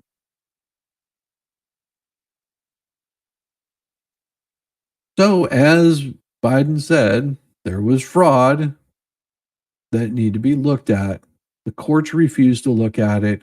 The AP did a comprehensive review and found 475 cases, fewer than 475 cases. But right there was fraud. You need to look at it. AP even found there was fraud, and the courts still rejected to look at it. Why don't we word it like it is? And these were in key battleground states. It doesn't matter if it was enough to tip it or not. How would you know? You never looked at it. AP only found 475, and that's because they probably weren't even looking. These were just the obvious ones. Dig deeper, AP. I guarantee you'll get there where everybody else is at. In 2022, Biden and the Democrats campaigned on the GOP's embrace of things that Trump said. And they found electoral success. Welcome, Zach. Welcome back. Welcome back. Welcome back. Winning control of the U.S. Senate while defeating others in key state races. Of course, Biden has had anything but luck in any other way except for talking about January 6th, because they can't get past it. We've already moved past and we're like, yeah, we got better things. We got bigger fish to fry. And they want to keep arguing that it's a danger to democracy, as it should be. We should eliminate democracy altogether because it is mob rule.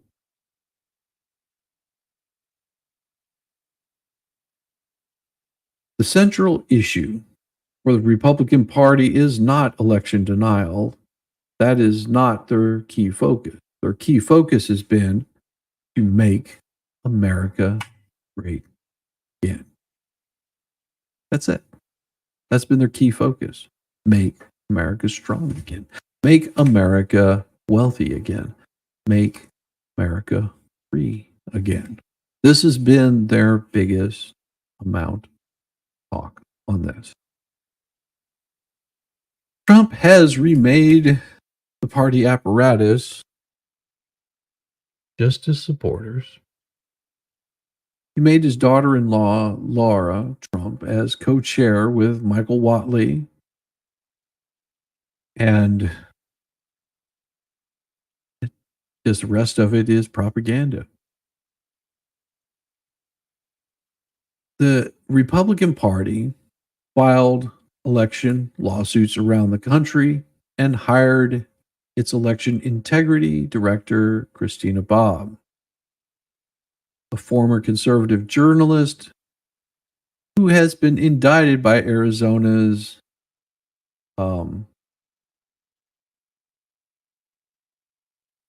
Democrat Attorney General for her role in assembling a slate of electors contending that Trump, not Biden, won the state in 2020. Republicans have also positioned themselves to try to block certification of November's election. Well, they had to have them in place, and you're going to lose that lawsuit. The Republicans' convention's program has been revised on the fly after Saturday's attempt at killing President Donald Trump. The speakers have always had a more unifying tone. Trump's aides contend the former president is now the only candidate that can and will bring this country back together again. Still, Trump has had moments between the convention speakers have been occasionally punctuated by a video of Trump vowing to require only voting on election day. Should be the way that it goes. Rather than the failed, miserable aspect of randomly mailing in votes from other states, countries, and everywhere else about. We already have something in process for that. It is called absentee voting, and you have to have proof that you're not going to be able to make it, whether you be on vacation or out of the country or for whatever reason, you're able to do an absentee vote. That's already been in place. Doesn't change anything. But you have to request those. Mail-in ballots are just mailed randomly to the last known address where people might have lived. Some of these don't even require that you have identification. It looks shady. If it looks shady, there's probably bad things going on. Keep your eyes open because these people want to cheat. No lies there. They do cheat. No lies there. And it's the only thing they do well. Well, not true, but it's one of the things that they do very well. Tony Fabrizino, don't care about your pollster. Said in an event outside the convention hall that the campaign isn't worried about the Democrats' message about January 6th because we're over it. They're the only ones talking about it. We have to constantly defend ourselves against their bullshit lies of what they're making up of what they want it to be and what actually happened. If it was going to work, it would have worked already. Republican speakers have picked up a new wrinkle on election conspiracy theories, contending that illegals who entered our country over the past 4 years will flood the polls in November. Not what they said. That is one of the things that they're alleging, but that's not what they said. They said it becomes more prevalent if you're not checking IDs on people that are casting ballots. This right here is what they've been talking about. If you're getting illegals, they're in your city and you're not required to show some form of ID or proof that you're an American citizen. It leaves it open for these people to do illegal things. Not saying that will, I'm saying that it leaves it open to happen. And if you point it out, you're going to be called racist, or you're going to be called xenophobic or transphobic or some bullshit like that. As we all know, it is illegal for non-citizens to vote in federal elections. In reviews of voter rolls in states like Georgia and North Carolina, they've only found, now I'm going to repeat, they've only found doesn't mean that that's it.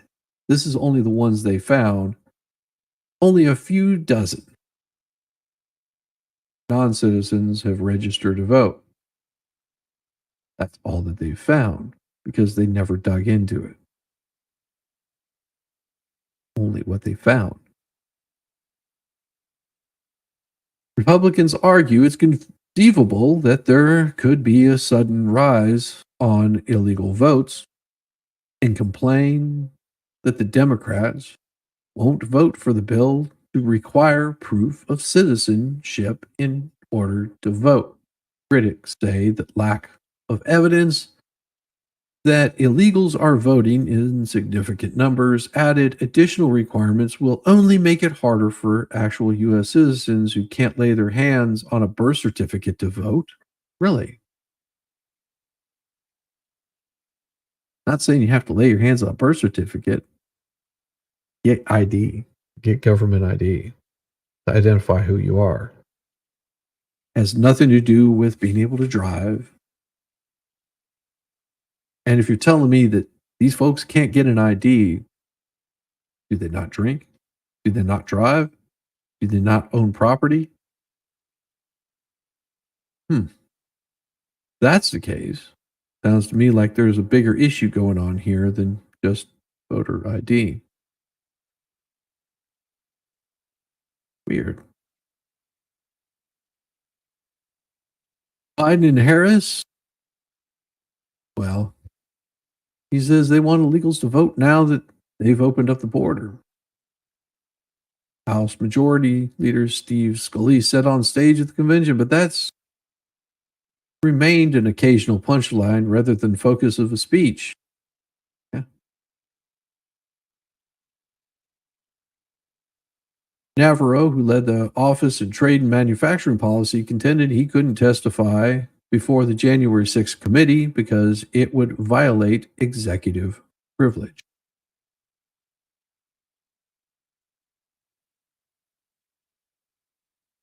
Yep.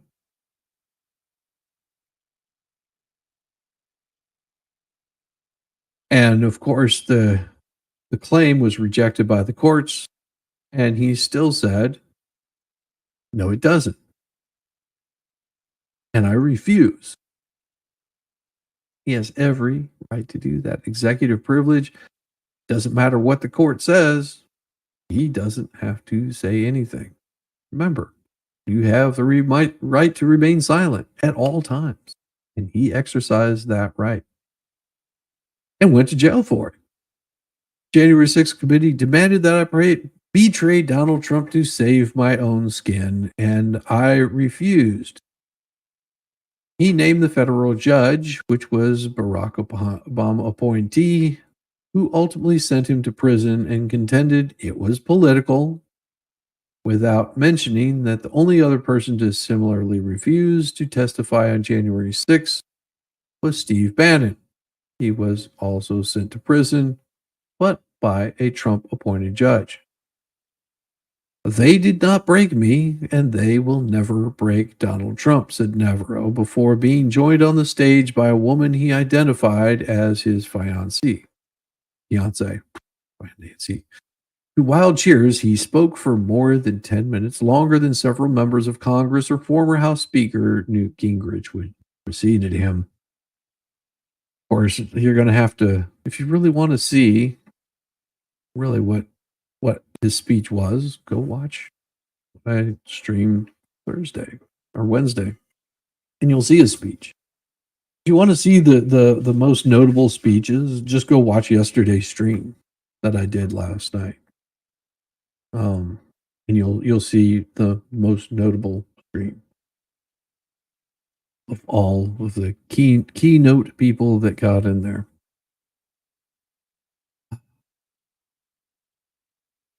Sad. Really sad.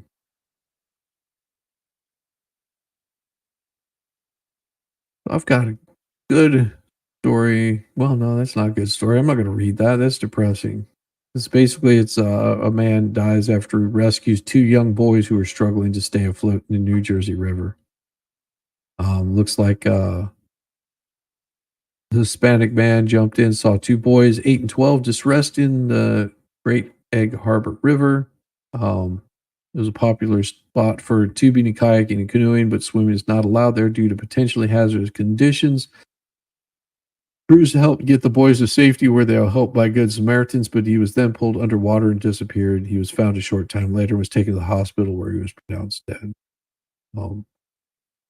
So he saved the children, but lost his life in doing so. And my heart goes out to this individual, Pablo Hernandez Cruz of Mays Landing. Sorry for the loss of your life, and thank you for saving the lives of two children.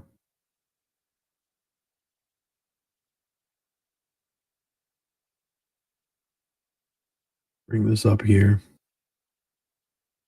See, Welcome back. Returning to our major breaking news and the catastrophic software failure taking systems down right across the globe. Live now to Rory Campbell in the newsroom. Rory, it's having a huge impact. Beck, information's still coming in, but we're hearing reports of widespread outages at airports, supermarkets, banks. Even here at 7 News, you might be able to see the blue screens here behind me. Appears to be impacting computers running Microsoft programs. 7 News has spoken with Home Affairs, who says this isn't a cyber attack. I've spoken with an IT expert who tells me this is an issue with security software that runs on Windows PCs. A bad update has been pushed, and that's what's causing the problems. No indication at this stage on just how long it might take to fix the problem. A warning, Beck, it could impact our bulletins this afternoon and this evening, but we will be endeavouring to bring you all of today's news. Okay, thank you very much. Welcome back. Returning to... Yeah. That's the news. That is going to be everybody talking about today. I'm positive this is not going to be pretty. Not going to be pretty.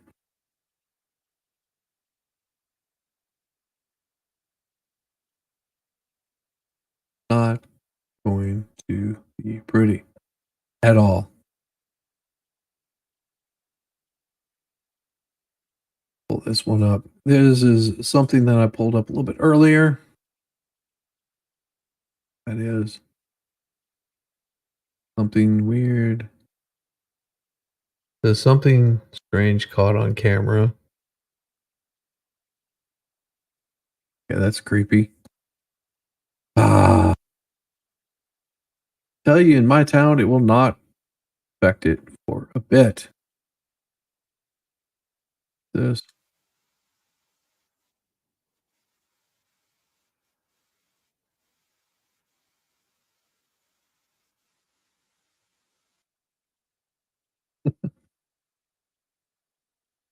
Oh, this is I think this happened behind Trump. This is pretty funny. I've got to show you. You look when he was VP to now, it's been a you look when he was VP to now, it's been a you look when he was VP to now.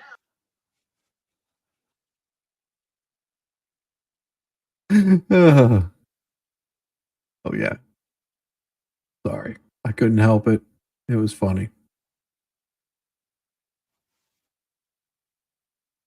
You want to see smarts? This is smart.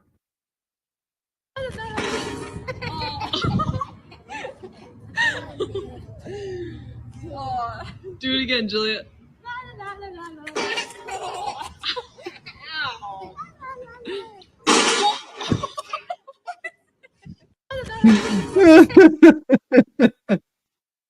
Yeah, you didn't see that coming, did you?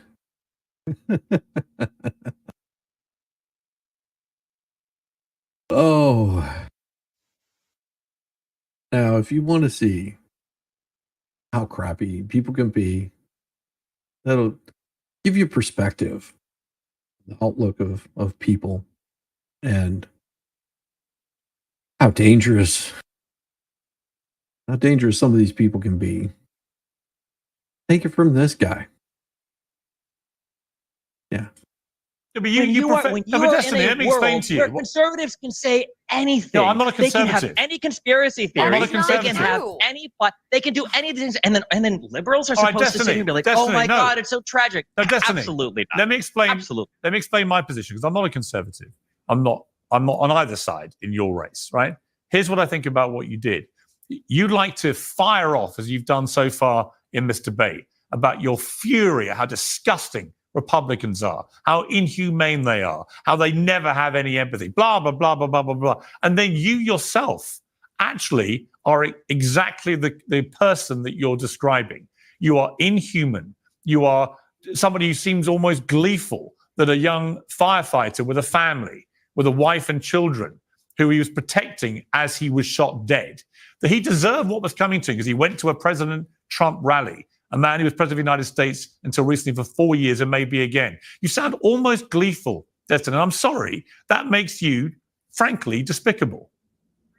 I don't think I'm gleeful about anything. I don't think anybody should die. I don't think anybody deserves to die. But you want to talk about gleeful? Look at the conservative response to Pelosi's husband when they broke in. I can answer that. Mainstream media figures I can answer that. I don't care. I can answer that. With all due respect, I don't care what your Let answer me answer is. that. The reality is that conservatives have been turning the temperature up on the rhetoric. Shut They have up. been making Nobody fun has of these not. types of events for years. And now when something happens to them, now they're Soy looking voice. for sympathy from the liberal side. Absolutely not. It's insane. It's unhinged. Yeah, That you but can here's the conduct problem. yourself in such a manner and But here's expect the people to problem. feel sorry when things happen. Why should anybody on the right listen to a word of your hectoring and lecturing about how they should behave? And by the way, for the record, the mockery of Nancy Pelosi's husband when he was attacked by an intruder with a hammer was also despicable, right? I can see despicable behavior on all sides, and I'm happy to call it out when I see it. You, however, want to present yourself as this great kind of standard bearer of decency who sees outrageous behavior on the right time and again and is incensed by this disgusting, inhumane behavior. And yet time and again, since the attempted assassination of Donald Trump, you have displayed exactly the same kind of inhumane behavior. Fuck him about a fireman who is killed because he attends a rally of a guy he wants to vote for. My issue with the MAGA kids is not that they are not empathetic. My issue is that they support a president that led an insurrection against the United States. I'm not here to tone police over their empathy. 80 I'm just saying million that if you're people gonna ask voted for Donald empathy, Trump last time around. That's great. 80 million people voted for a guy that tried to insurrect the government, and it looks like they might try to do it again. I mean, like, I don't know what you want me to say. These are the facts on the ground.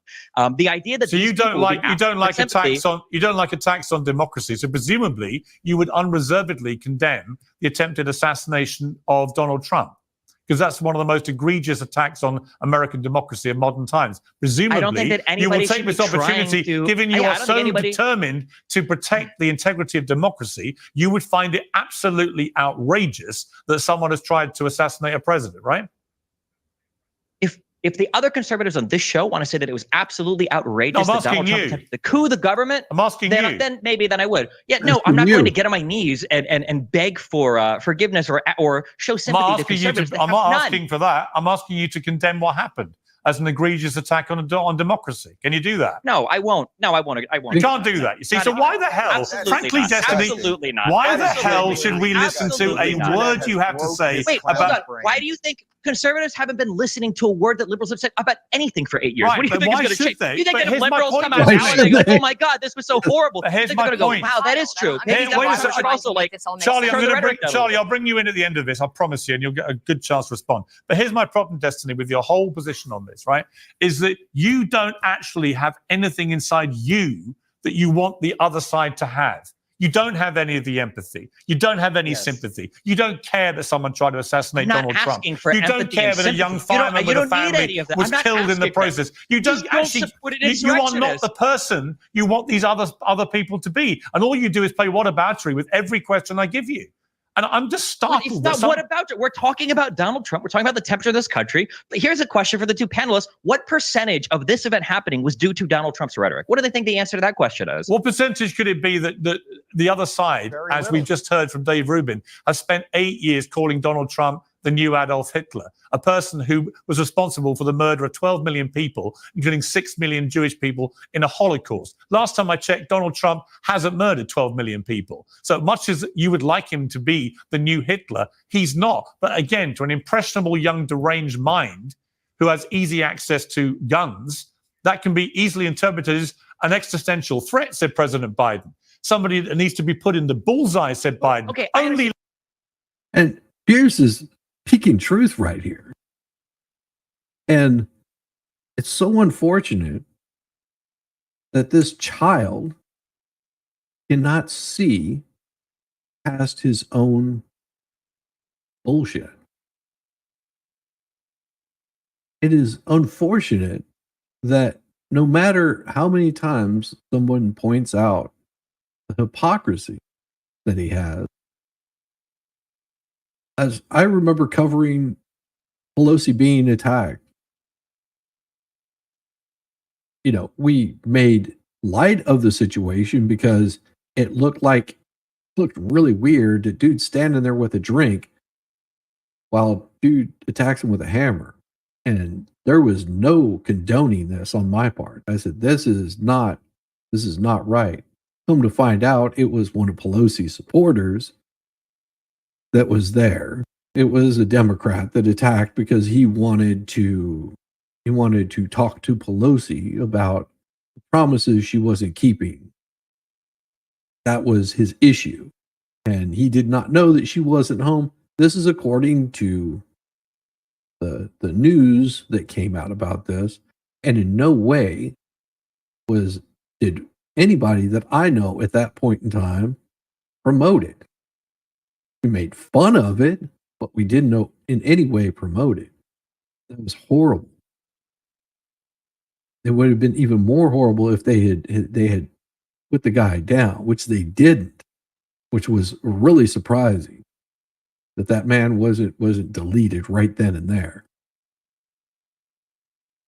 That was horrible. It was condemned, and nobody on the right that I heard, and if they did, I stayed the hell away from them, was promoting that.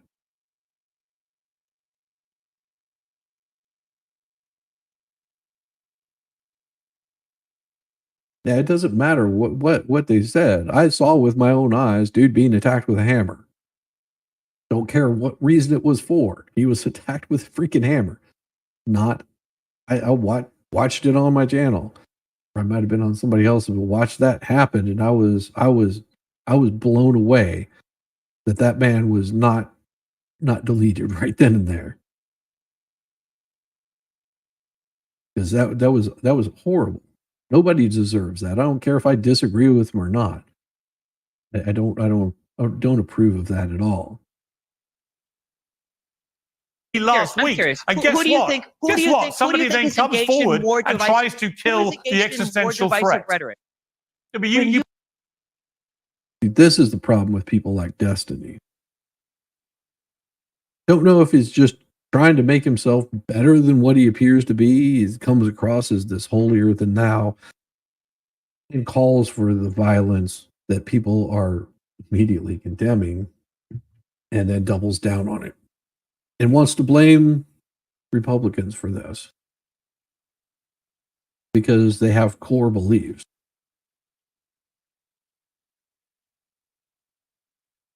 You know, it's no different than if someone if this were to happen to Biden. Do you think that people wouldn't be condemning that action? That's not how we handle things in the United States. That's not appropriate behavior. So sad. So sad that this is where we're coming to, and I would hope that amongst all the talk, the rhetoric, and the bullshit, that we can actually get to a point where, you know, we actually are able to argue things out instead of just going after people.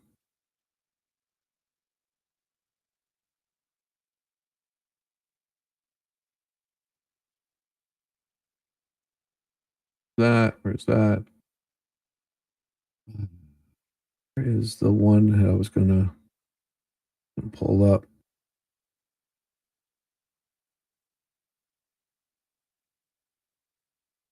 Nope, can't pull that one up. You know, I have to be very careful of the things that I pull up,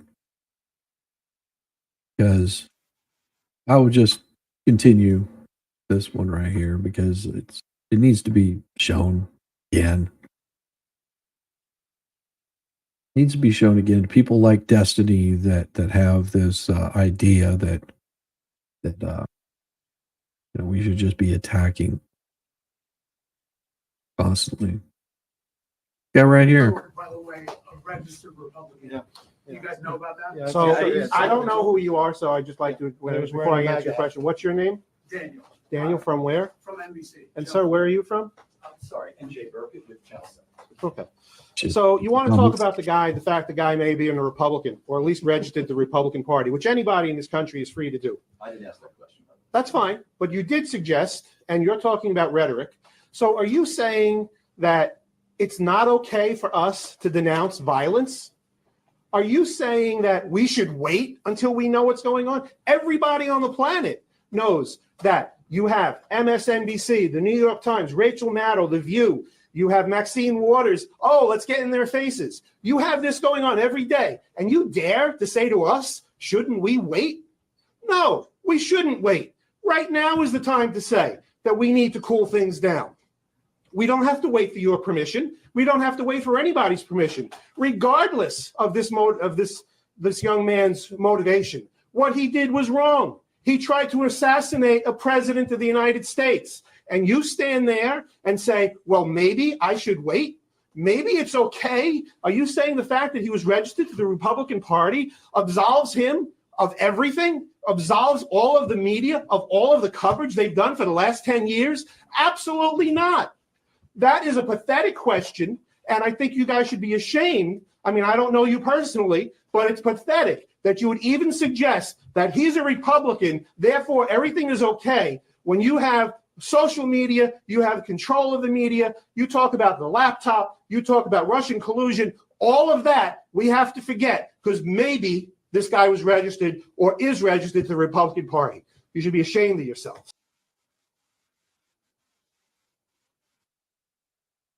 Yeah. Junk yogurt.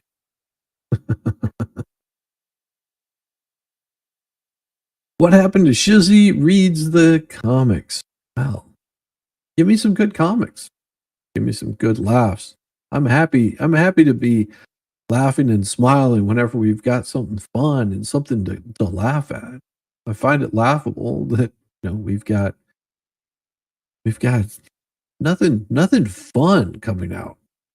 Nothing fun coming out. I actually planned on holding off and not covering any of the RNC last night and just review it. Because I thought it would be good, but I instead went live. I found it more interesting in the moment. And Hulk Hogan was pretty damn hilarious last night. He made sure that everyone knew that he was an entertainer. That was it. Dana White was impressive. Had a good time with him.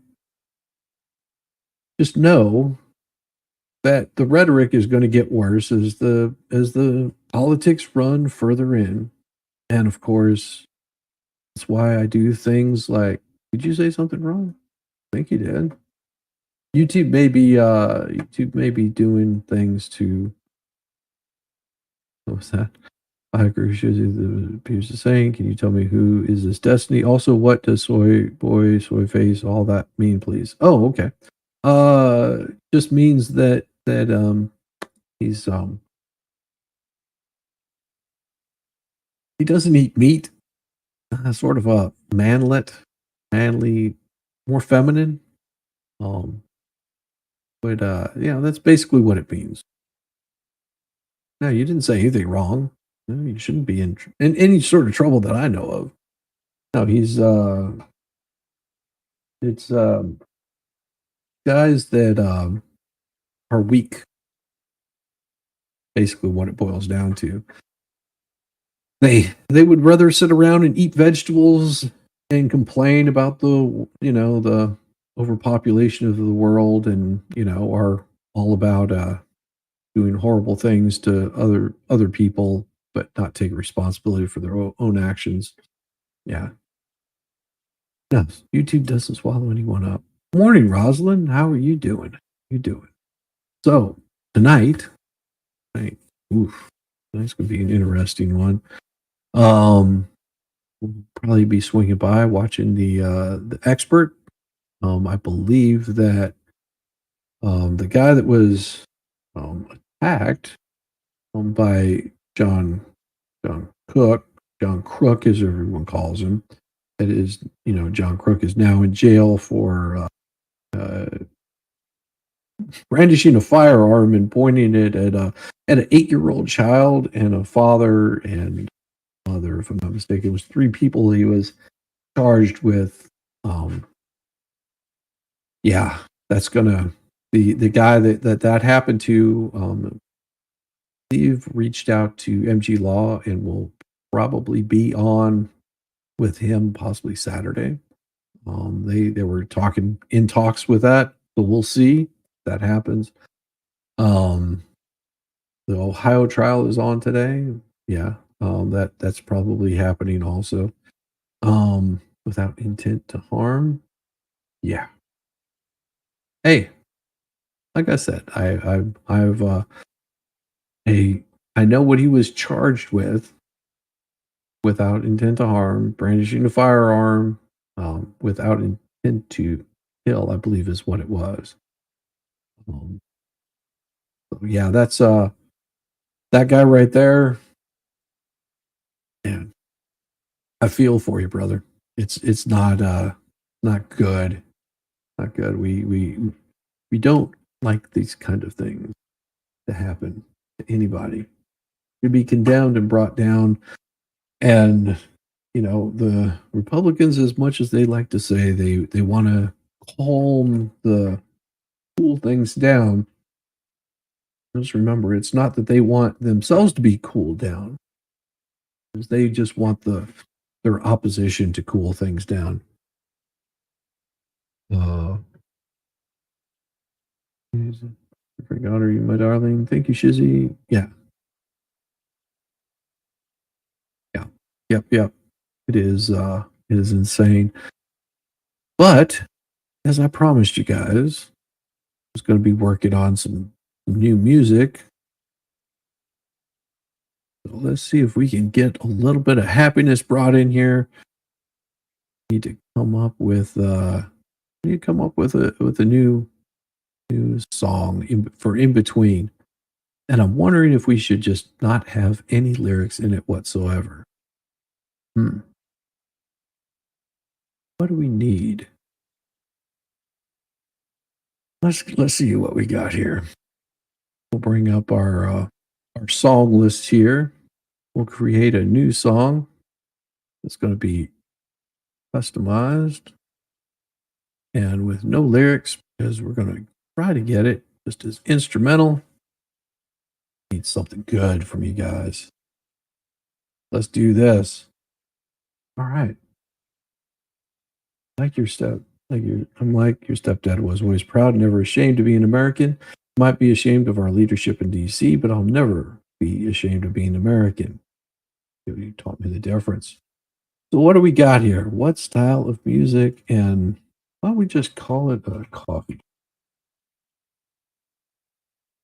And what style of music do you guys want to have here? What would you like to hear for the coffee break? Give me something good. Looking at you, chat. What kind of music just sort of is perfect for a nice coffee break? We'll create something here. Rest in peace, Bob Newhart and Lou Dobbs. Hey, condolences to their family. Wasn't expecting pay. What do we got there? A Stravinsky themed slow metal ballad with reggae interlude in 5/4 time with cowbell. Okay. Let me pull that up right here. Give me just a second. And I'll be able to get that for you shortly. And copy. See if this will pull it up. Paste. Slow metal ballad with reggae interlude in 5/4 time with cowbell. Let's try it with cowbell. See if we can get it worded properly and create and see what we got. Give that a shot. Thank you for the super chat there, Zach. I appreciate it so much. And it may give us something interesting. Oh, love Bob Newhart, one of the only comedians from that era that I really like. Yeah, yep. So before your stepdad was a World War II veteran, Pacific Theater. Possibility that served with my grandfather. All right, let's see what we've got.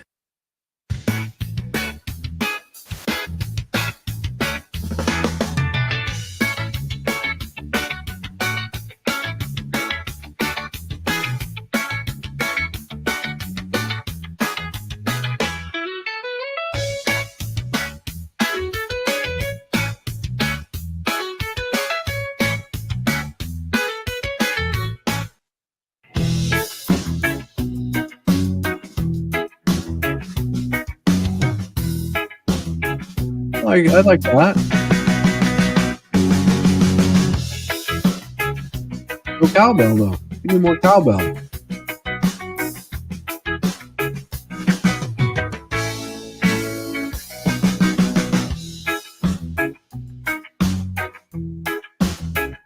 How much cowbell can we get it?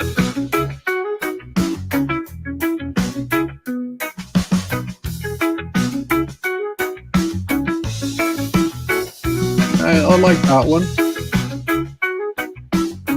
Try this.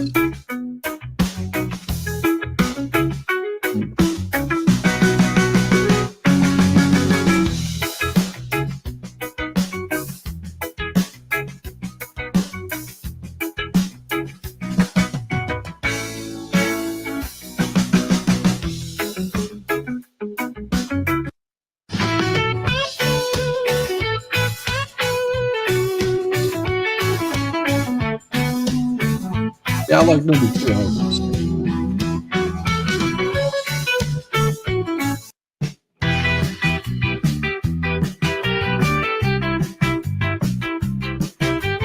Oh, thank you, Rosalind. I like number 2 in the morning.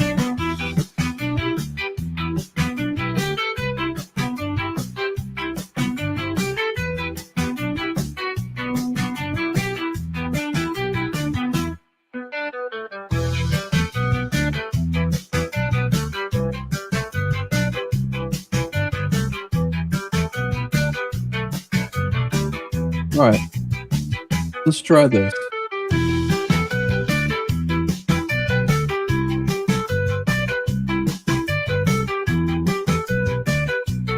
I need some damn cowbell.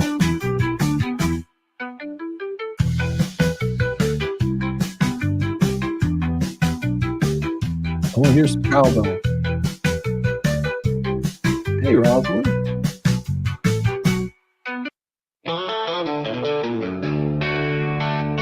No cowbell.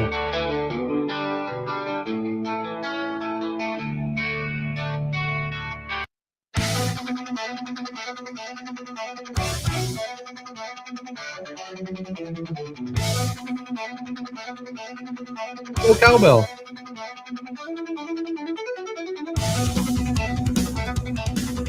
I am so aggravated that I can't get damn cowbell to happen here. Put this back in here. All right. Cowbell. There's got to be, let's see, talking drum. I mean, if you're going to have it, got to get the talking drum in there. And create. So far, number 2 is holding it. Fiddle. Kazoo. Oh, kazoo. Add that in there. A kazoo. And let's try what we got here. So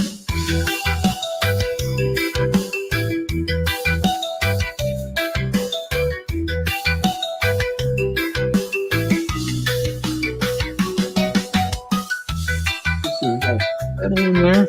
Function like a fiddle.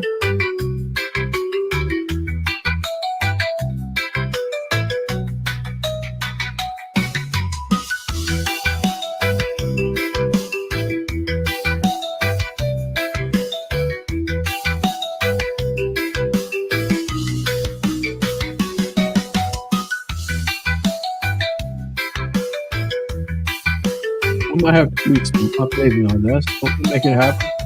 This one's interesting.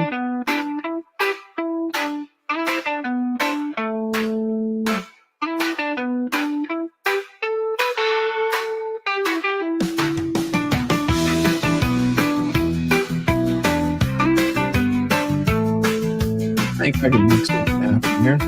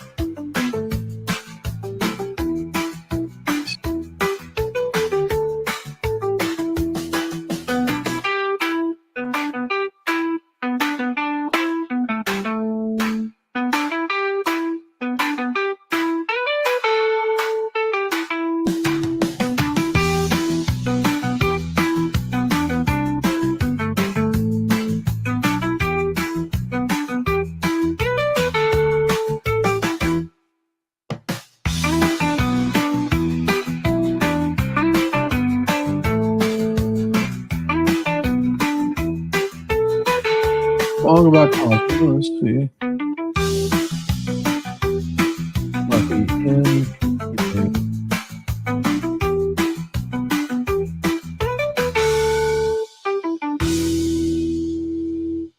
Okay. But yeah, we need more. Oh, what good. What number? That one's good. Okay, that one was number 4, so we got that one. And it's only about a minute and a half. Like the drums in that one. You need more coffee for smartassery. Sounds like you're waiting for a log ride at a theme park. Log into it. Oh my gosh. Well, let's see what we've got here. Caffeine Devourer.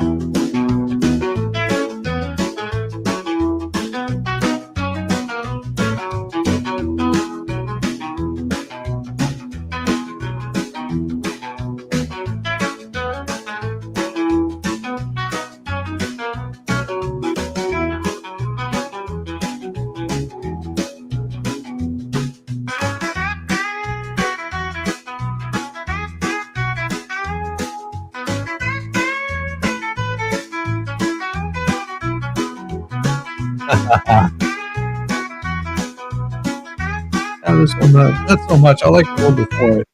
That was better.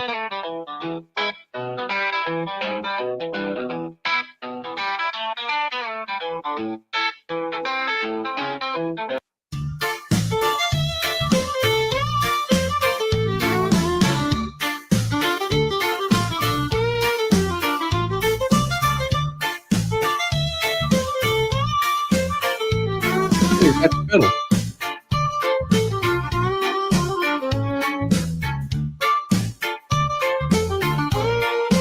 I like this one.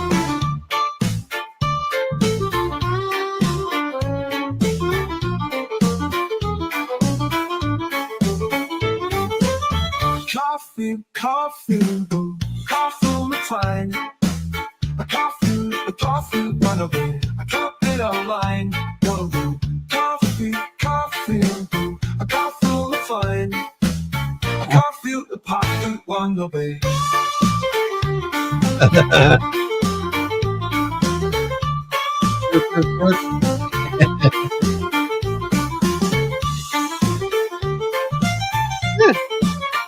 That's a contender. Let's see the next one.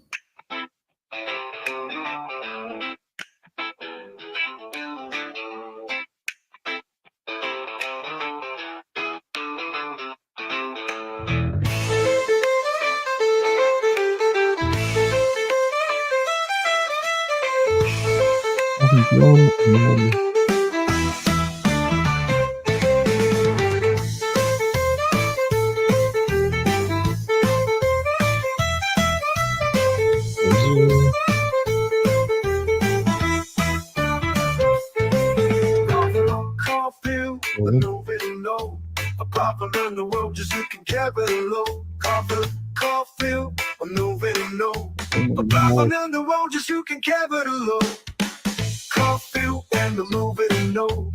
Go when we moving, go Put in a coffee and a little bit low. A proper in the world, just you can carry it low. Coffee, a little bit low. Just you can carry it low. Just you can carry it low. Coffee and a little bit low. A problem in the world, just you can carry it low. Coffee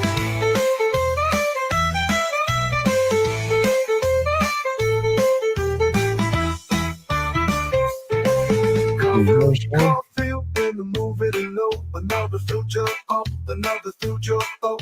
Coffee and a little bit low. A problem in the world, just you can carry it low. Coffee, a little bit low. Just you can carry it low. Just you can carry it low. Coffee and a little bit low. A problem in the world, just you can carry it low.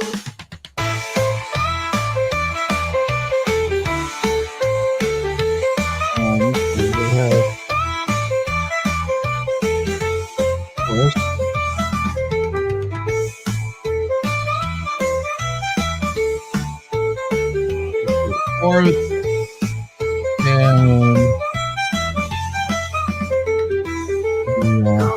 Coffee and the move it low, but no one move it low, but no one move it low. Coffee and the move it low, but popping on the road, just you can carry it low. Coffee, I move it low, just you can carry it low, just you can carry it low. Coffee and the move it low, but popping on the road, just you can carry it low. Hey. There you go. Do that. What's it doing? There we go. There's that one. So we'll see what happens whenever I do this. And we're going to create this one here. Coffee, doodle-doo. Encore. Oh, we're creating more. We got to get a damn song in here. It's gonna work. Holding a lasso. Do I dance? Do the wiggles.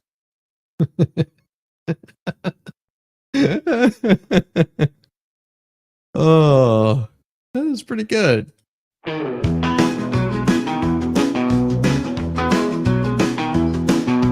Still like That was pretty good. Let's see.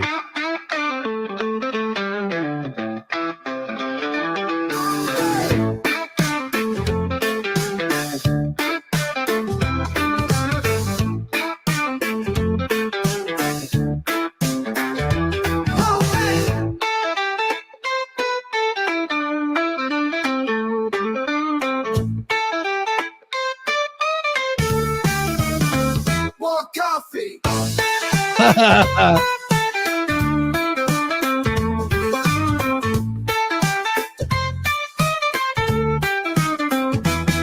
More coffee. More coffee. You might break something. More coffee. More coffee. More coffee. That's what I like. Coffee. More coffee. More coffee.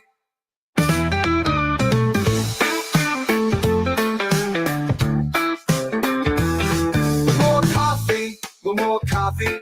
More coffee. More coffee. More Let's see. coffee.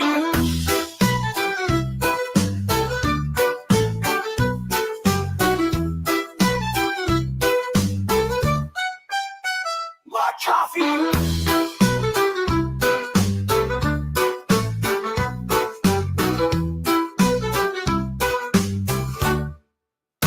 More coffee. Okay, do this. More coffee. Put in a.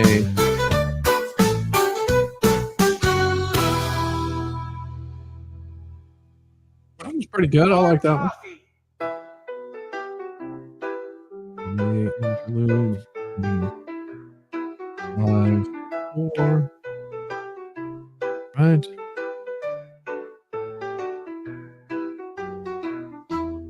First, I put this in parentheses.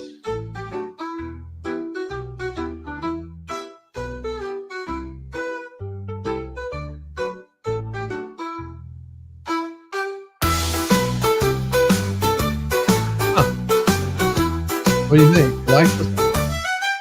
More coffee.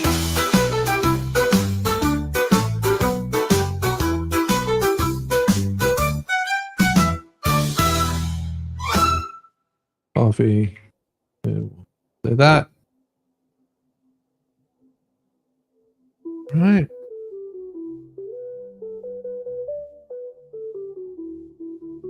Weird. Alright, let's create this one here.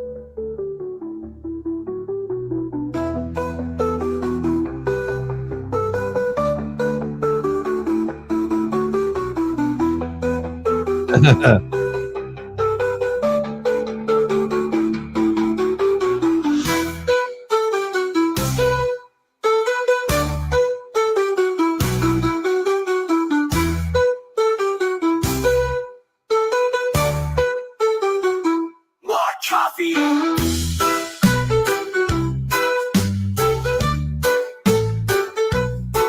Like this one.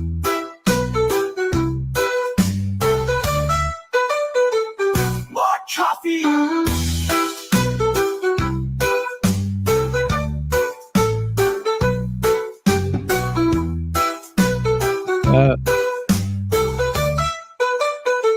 More coffee.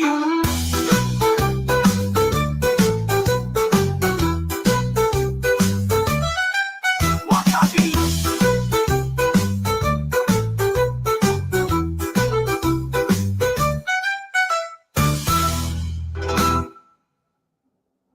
And let's create our next one here.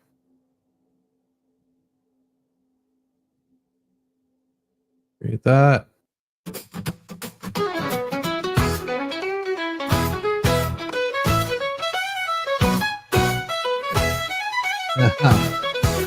Coffee. More coffee.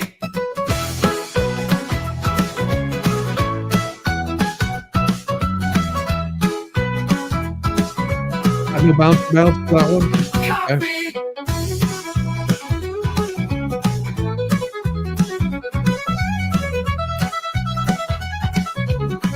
Coffee.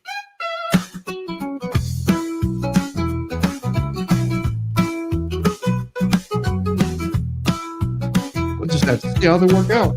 You like this one? All right.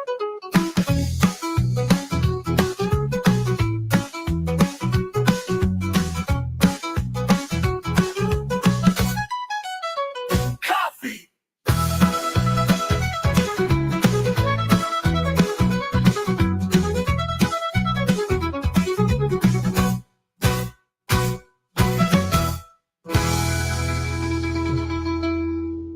Huh. Coffee. That's fun.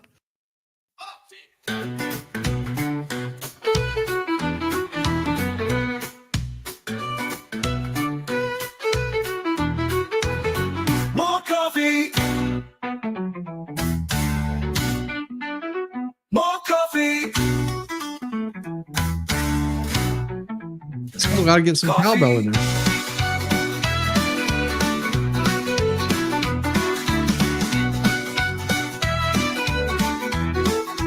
I can always combine a couple of them. I like that one. Coffee.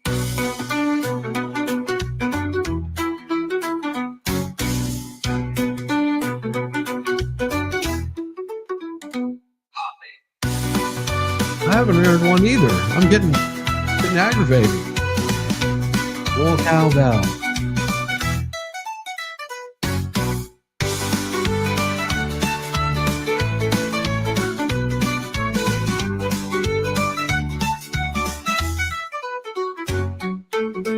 Coffee.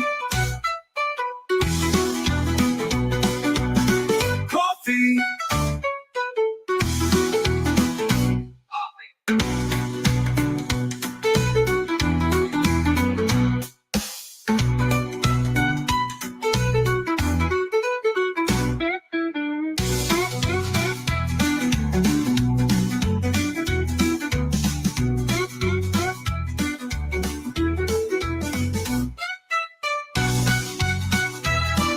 Okay. Move on.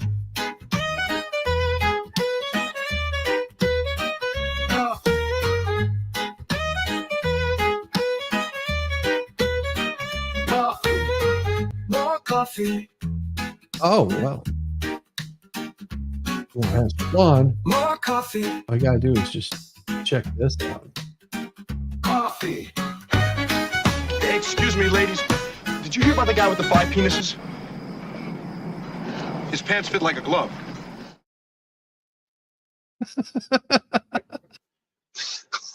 What's up, brother?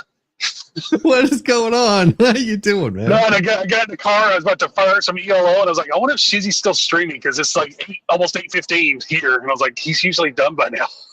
Yeah, usually, but no. It's like, no, all right. I've been working on a new song. Trying to get you're playing music. Yeah, trying to get a good break in there. This one is pretty interesting. So we're doing it about coffee. Yeah, it's just that's all it says. Okay. Coffee. Then this one- Coffee. It's like tequila. Coffee. This will get you up. More coffee.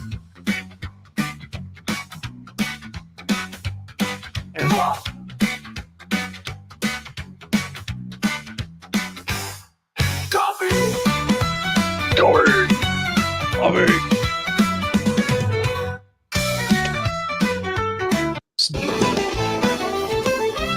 We're trying to get some damn cowbell in here.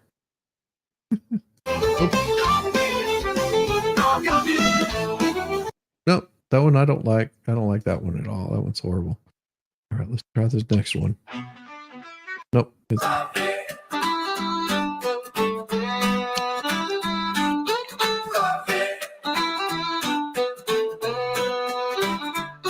More coffee. Coffee.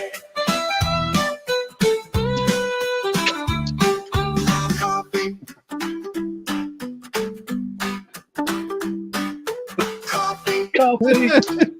coffee. Bounce. Coffee. Coffee. Coffee.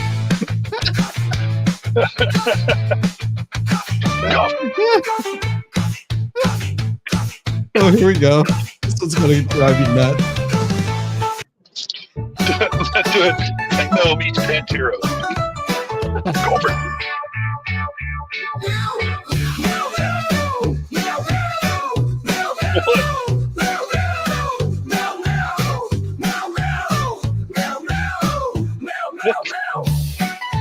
Meow meow.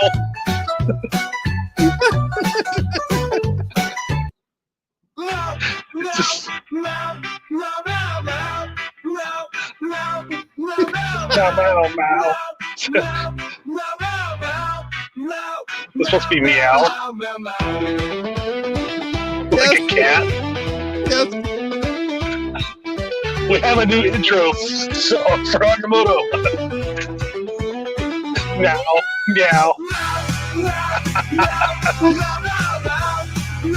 Meow meow meow meow meow meow meow meow meow meow. More coffee. More coffee. More coffee. More coffee. Oh God, this one's killing me. Oh yes, that one's staying. More coffee. More coffee. More coffee. Oh God.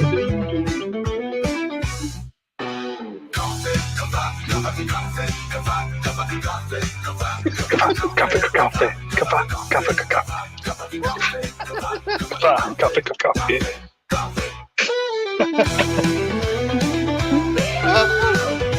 Meow.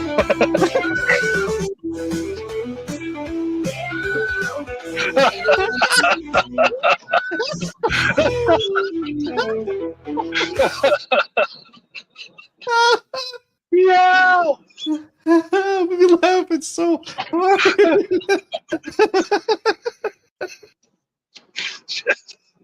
I can drop here. Don't do that to me. Oh my God, that one's a keeper. let me get this next one. We're gonna do this in a house, and I'm gonna do this just on just a second. Oh, chorus. More coffee, more coffee, more coffee. Verse is going to be. Wait, I'm going to do it. I'm going to do this here. Give me a second. Copy.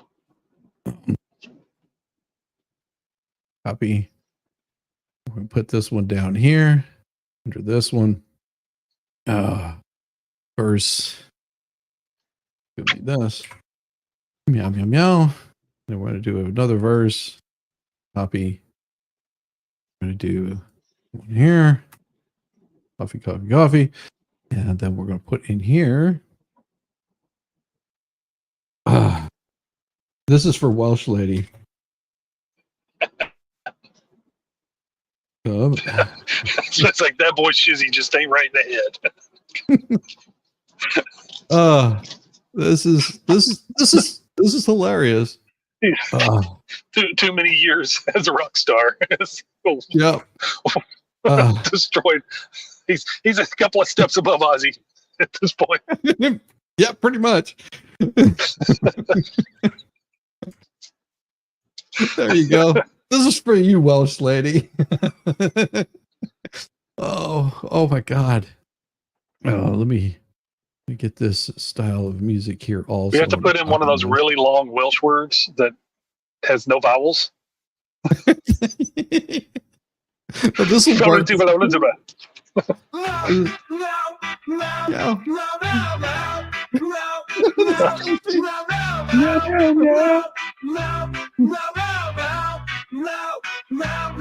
Just the fact that it had that meow. Meow.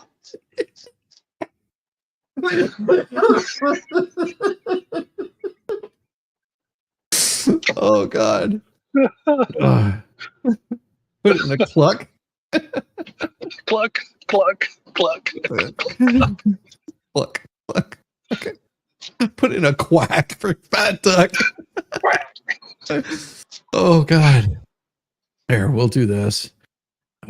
Paste, and we're gonna put in a. Let's see. We got meow meow meow. We got coffee coffee coffee, and then we'll do cluck cluck cluck cluck cluck. Here's a. How's that? Cluck. Cluck. This is awesome. Great. It was great. Copy. Put this one in here. Yeah, that one. That one. That one. That one. And then we'll put in a big outro. And hit that in parentheses here. So we end up with a perfect song for you guys. And create. Oh God.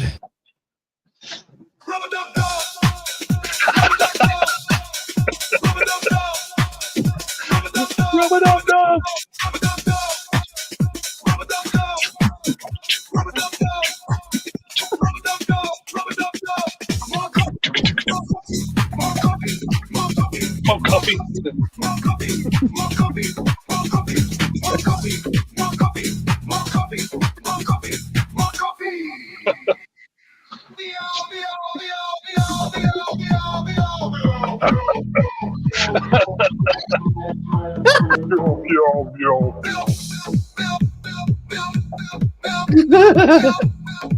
Should do it in dubstep.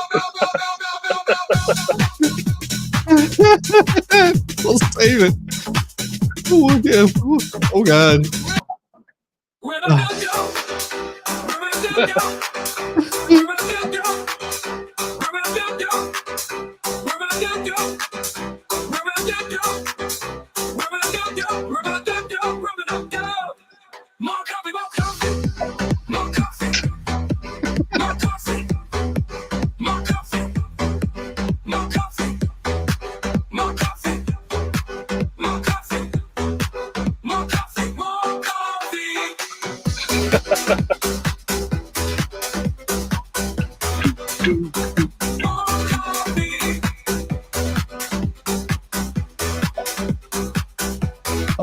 Oh, I got plans for you guys.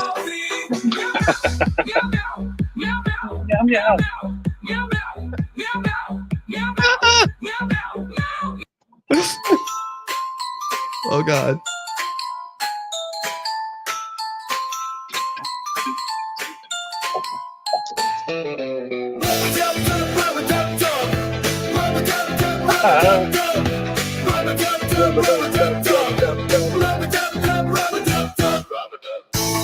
Rub it up. Yep. Rub it up. More coffee, more coffee, more coffee. Oh, this was pretty good. More coffee. All right. Get you going. More coffee, more coffee. Do, do, do, do.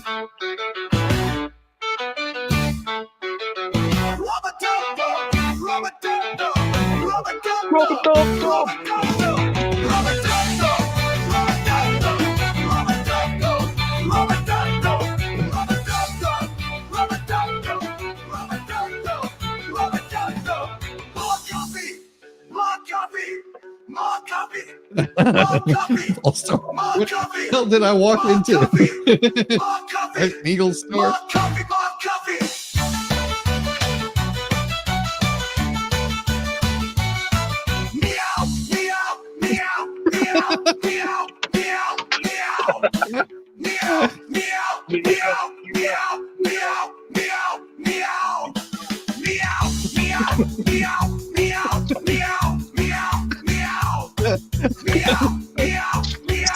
I still like this one though.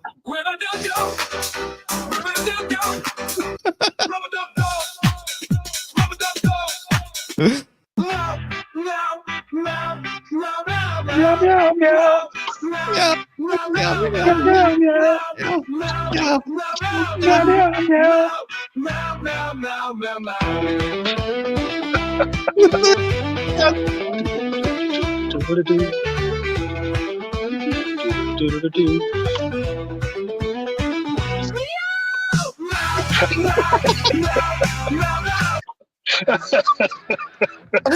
my favorite so far. Oh, Oh god. let's see. Oh. Add to report.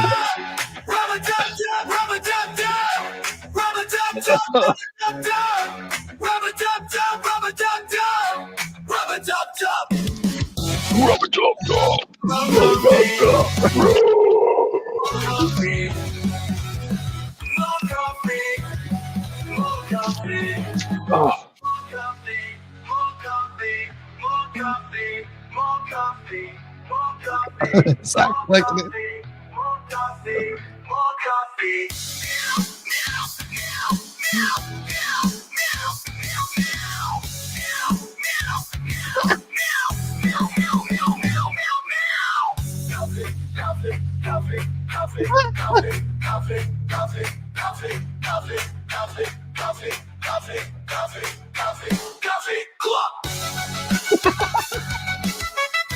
Was that a cluck? Yes.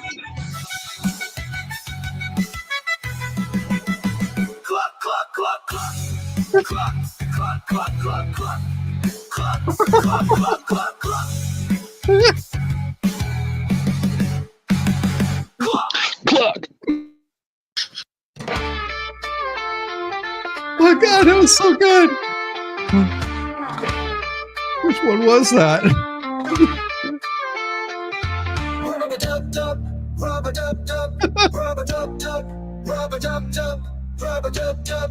Oh god.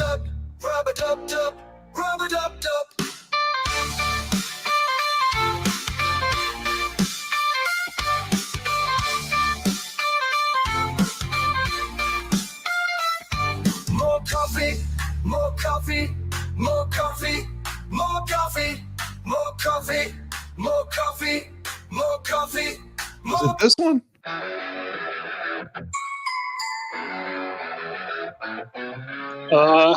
No. No, it's a different one.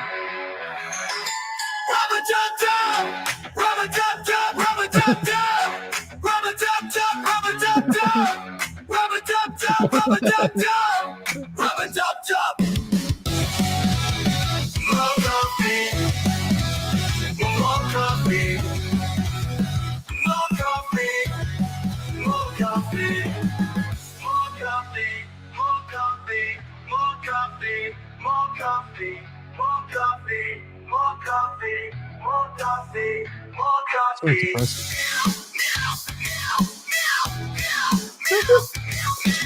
It's so wrong. Oh.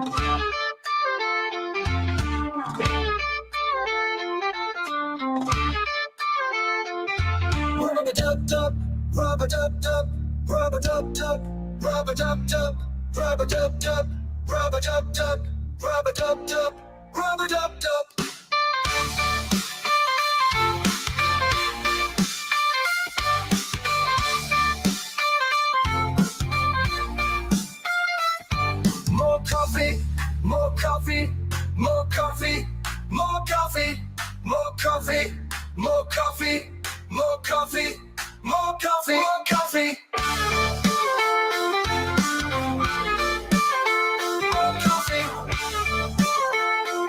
That was so bad.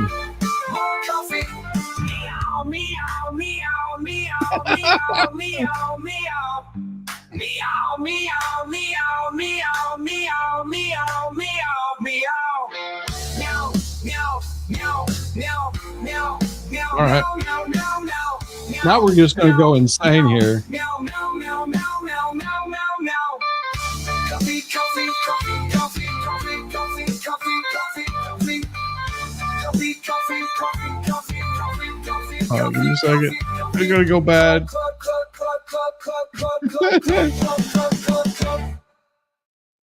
Oh god, this is so bad. I'm doing this. I am so horrible.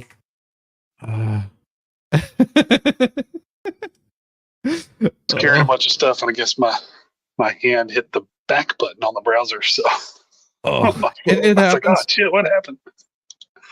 Oh, what do we got here? All right. Yeah, we're gonna give you guys. This one's gonna be awful. Copy that, and we're gonna paste that. Paste, and go here, and do this. That doggone it! Stop.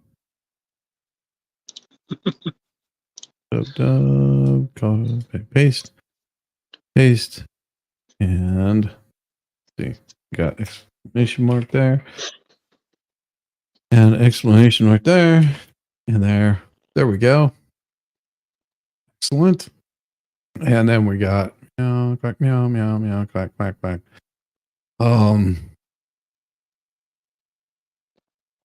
Look.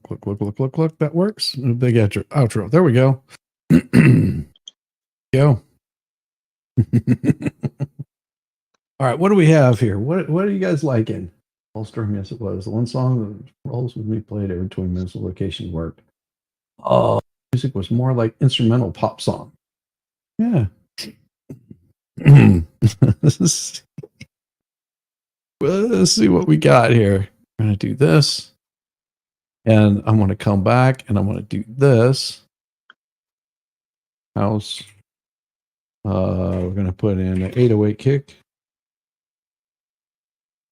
808 kick. You guys want to get that kick and bass.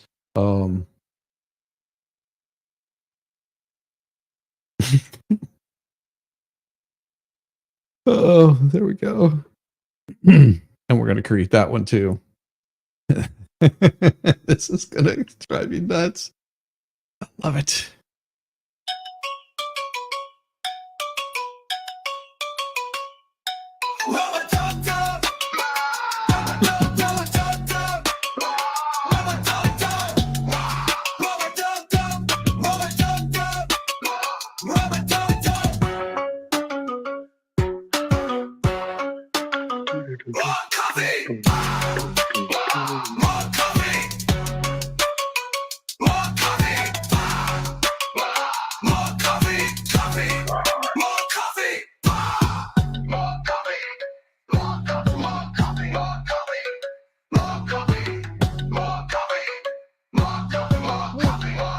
That's the same singer. This is one of Megan's songs.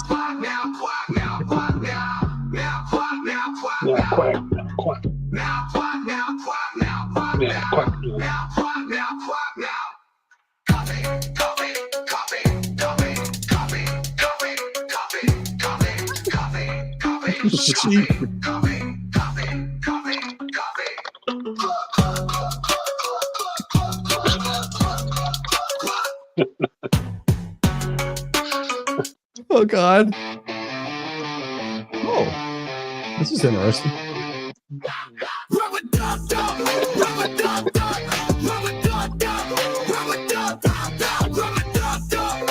Oh God. More coffee, more coffee, more coffee, more coffee, coffee, more coffee, more coffee, more coffee, more coffee.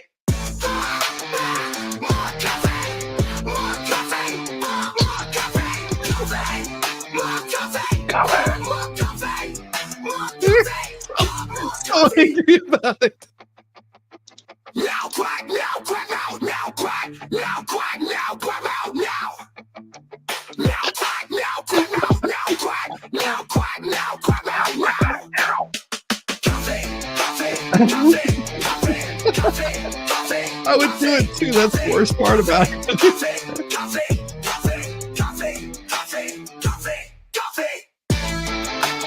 Oh, hold on. Rubber dub dub, ooh, rubber dub dub, rubber dub dub, ooh, rubber dub dub, rubber dub dub, ooh, rubber dub dub.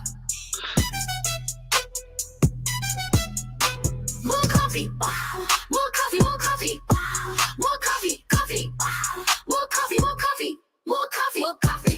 Meow, quack, quack, meow, meow, quack, meow, quack, meow, meow, quack, quack, meow, meow, quack, meow, quack, meow. Coffee,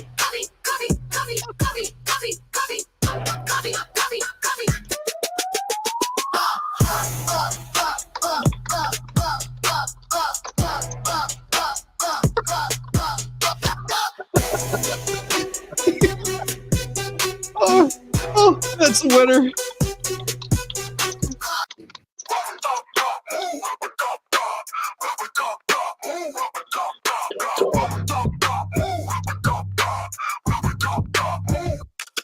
More coffee, more coffee, more coffee, more coffee, coffee, more coffee, more coffee, more coffee, more coffee.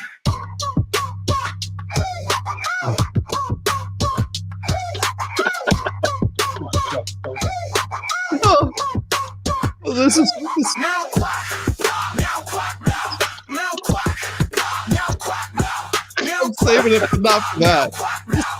Funny.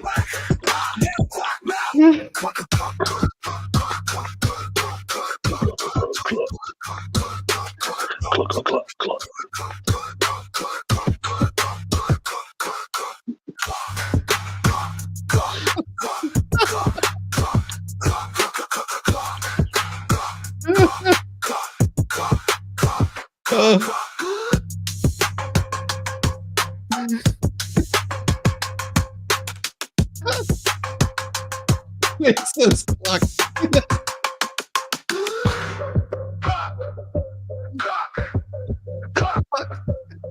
It almost doesn't sound like cluck.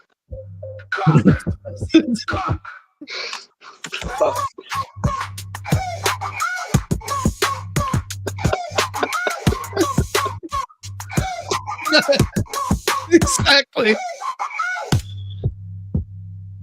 Oh. Oh God. Oh my God. Let me see if we can put That's it. exactly. It doesn't sound like cluck. Oh my God. Oh, and Sir Frank Carter says one of the bands I've grown up with are out on their 40th anniversary tour. Won't be performing anywhere near you. Now, the one I was saying about this is, I believe this is ELO's last tour. Is it really? Yeah, Jeff. Well, you know, Richard Tandy just died. You know, the keyboardist just died back in May, and he's been with Jeff Lynne the entire time. Jeez. So, and they're good. There's a concert where they were at Wembley Stadium from a couple of years ago. Some of it sounds as good as their studio, like off the studio cuts. They're good. Oh, jeez. And he's like 77, 70, 80 years old, something like that. And he can still do it. And that's one group I never got to see. That's unfortunate because I got to see. And they're not coming to Oklahoma. Yeah, I have not had a chance to see them either. That is unfortunate. I got to see Blue Oyster Cult at a fair. Oh, cool. Pretty cool. Yeah. I mean, that's one of my parents got to see ELO back in Birmingham back in the 70s. So that was one of the best shows they've ever seen. And they were pretty close in watching Hugh McDowell drag the cello across the stage. Playing it like a guitar, playing around his back over his head. Just incredible. Like it was nothing. Just have blast. He said it was the best show. And they were supposed to have there's supposed to be a spaceship that opens up, and they couldn't fit it into the Civic Center in Birmingham.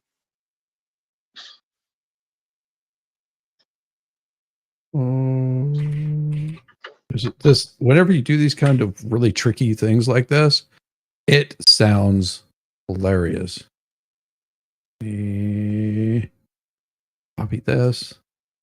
Copy. Oh, damn it. You have to. It's all about the placement on a lot of this stuff. Where you put it at. Yeah. We'll see if we can get it to. Meow quack meow meow meow quack quack meow meow meow quack. Oh, quack meow. Quack meow. Oh meow quack meow meow quack Hey, quack what's up, meow. we need a goat in there too. Oh. What does the goat say?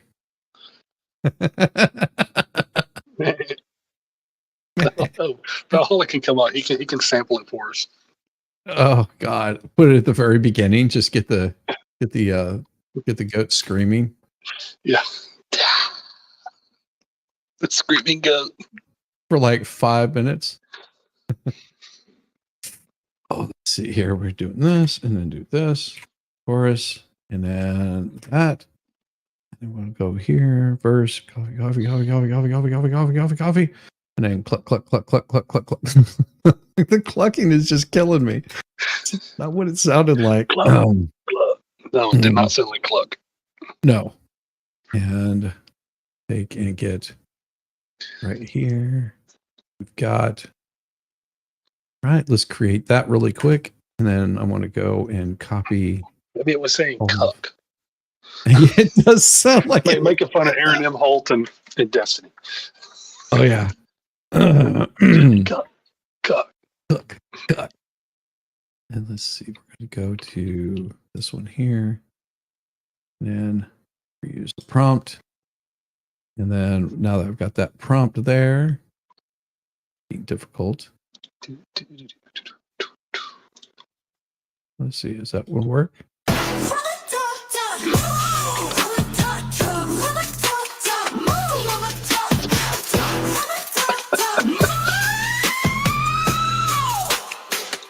What the fuck? Oh, jeez.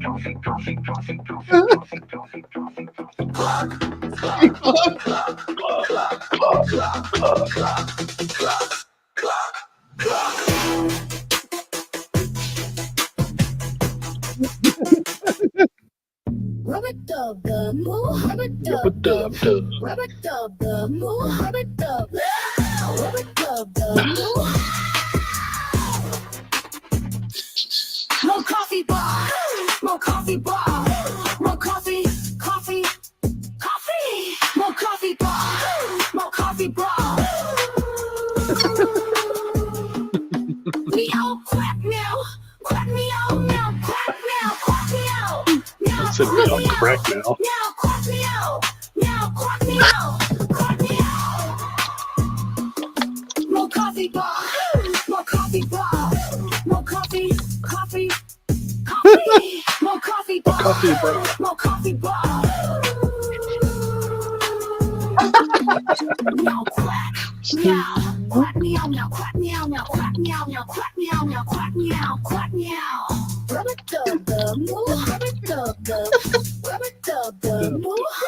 More coffee bar, more coffee bar, more coffee, coffee, coffee, more coffee bar, more coffee bar.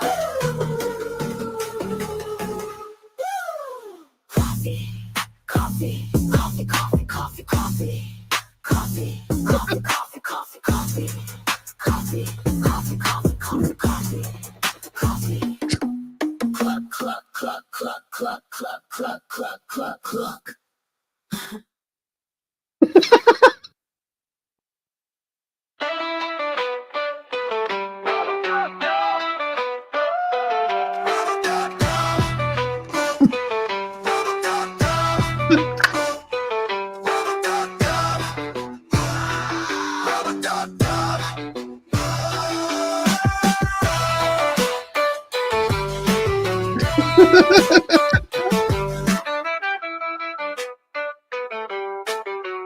Oh, Jesus. More coffee. Oh. More coffee. More coffee. Coffee. More coffee. More coffee. Oh, God. Jesus. God. Not as good as the last one. Oh, here we go.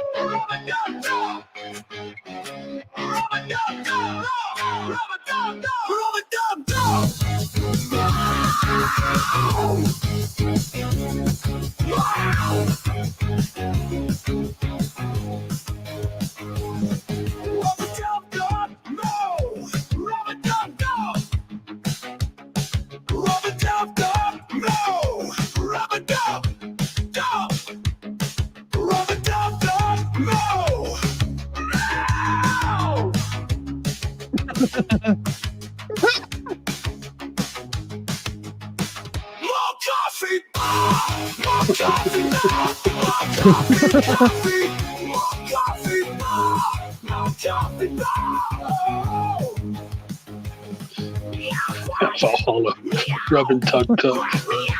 That's so wrong.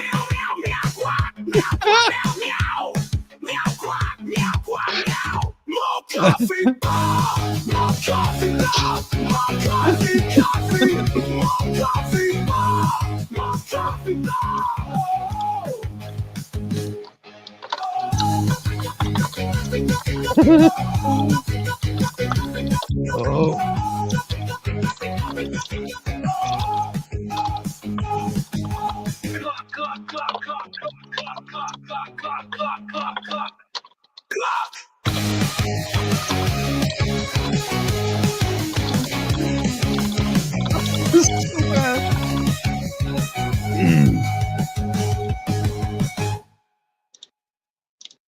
So bad.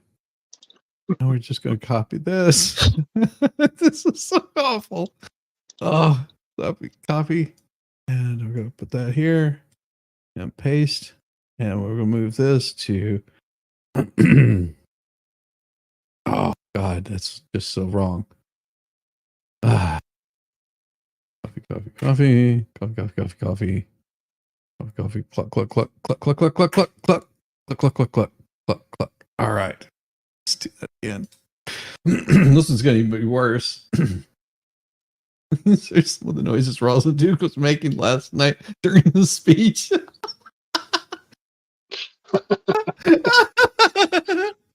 That's so true.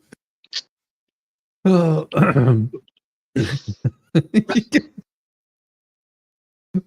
man, you guys are so bad. Oh. Oh man, oh man, oh man. Let's see what we got. For now, Zach. For now. Can we take a second to acknowledge the glory that was Hogan's RNC speech? Absolutely. Yes, you're a brother. I'll tell you, brother. That was awesome. Uh-oh. I'm worried. Little Bob Marley. I haven't heard any intro violation here.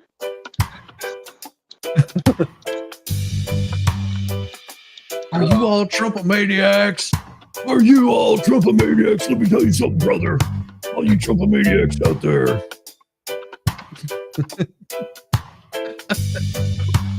Oh, it doesn't give me any music.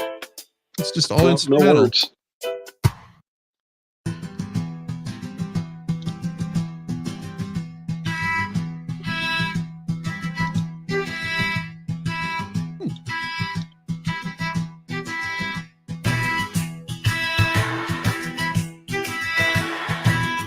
You did turn on lyrics, did you?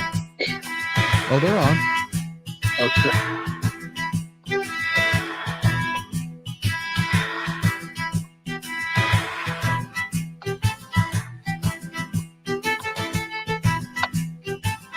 This is weird. Yeah, it's 2 in a row. There's no words.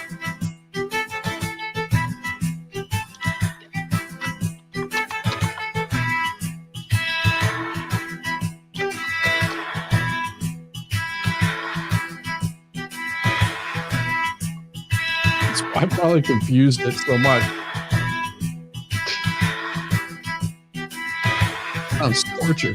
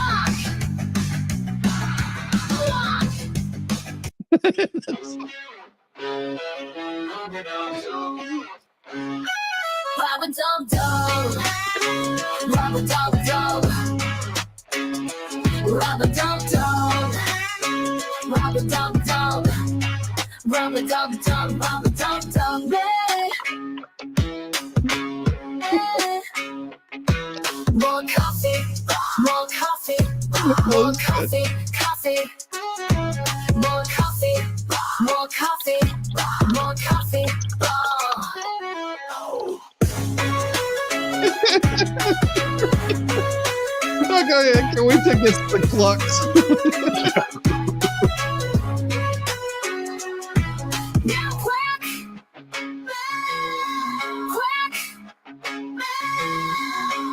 Meow.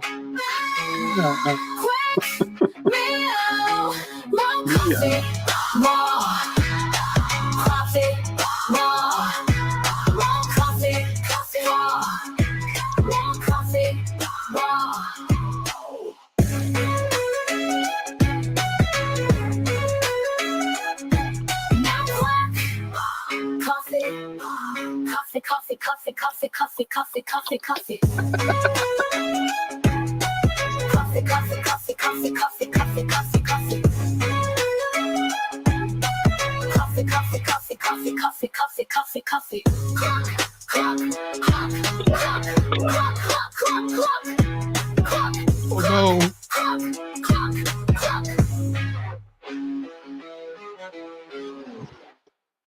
God, this next one's going to be crazy.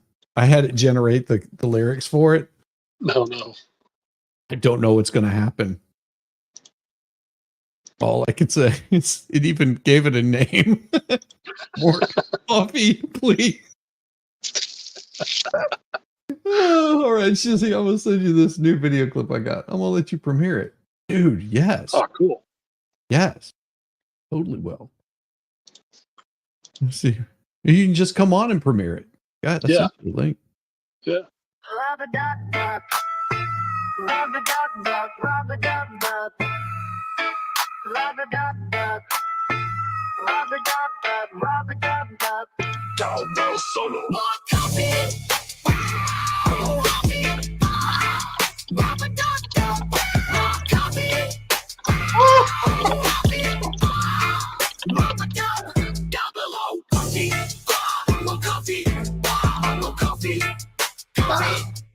Oh crap.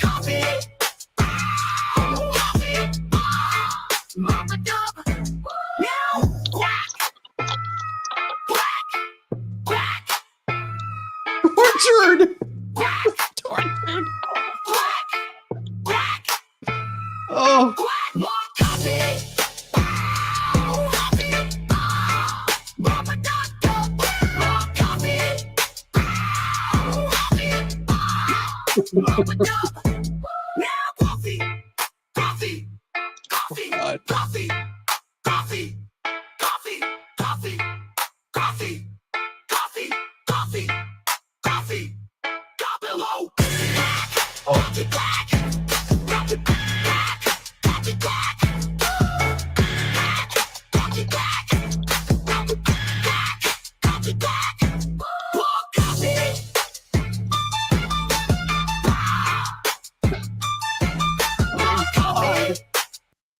God, this is unfortunate. I love it.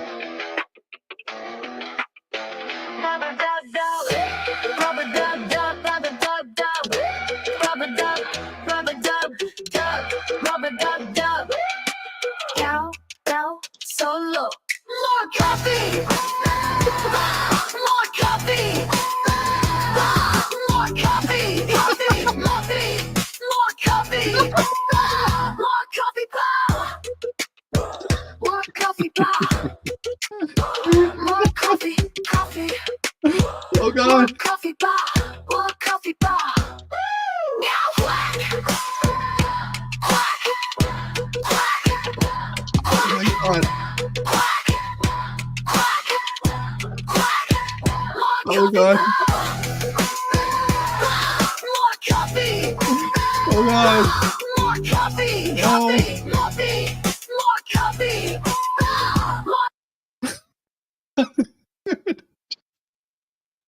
Oh God, this is killing me. All right, let's bring this up from Valhalla. This is going to be awesome. Okay. I may take the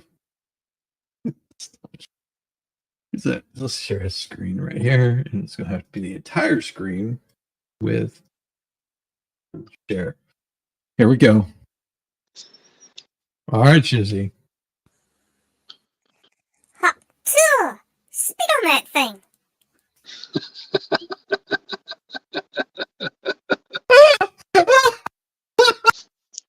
I love it.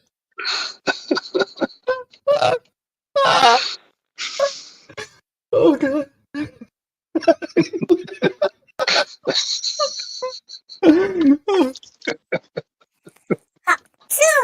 Spit on that thing. Oh God.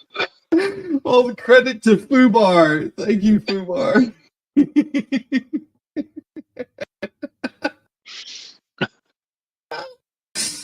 Valhalla, is that your goat? Well, all I gotta know is Spit on that thing. I love it. Love it. Oh my God. Oh my goodness. I needed that after today. God dang. What a morning. All right, folks. What do you got going on, MG? I'm working today. I don't know what's going on tonight. I guess FNL tonight. I guess. I don't know. Eventually, we're going to watch, whether I stream tonight or tomorrow, the Chile de Castro appeal hearing. Okay. And because that was, I think, last week. And then we've got emails and text messages between Laura Owens and Greg Gillespie that we need to read through. Yeah. Yeah. Yeah, we need multiple people to read through them. We need dramatic readings. When are you going to do this? I don't know. Maybe Saturday night. Saturday night? Reach out. Yeah. Let me know. Yeah. Let me know. I'll be up for it. So, oh man. Reach out to me. You know, I can tone it down a little bit. Oh, we don't have to. we're late night degeneracy and derailment. We don't have to tone it down. That is very true.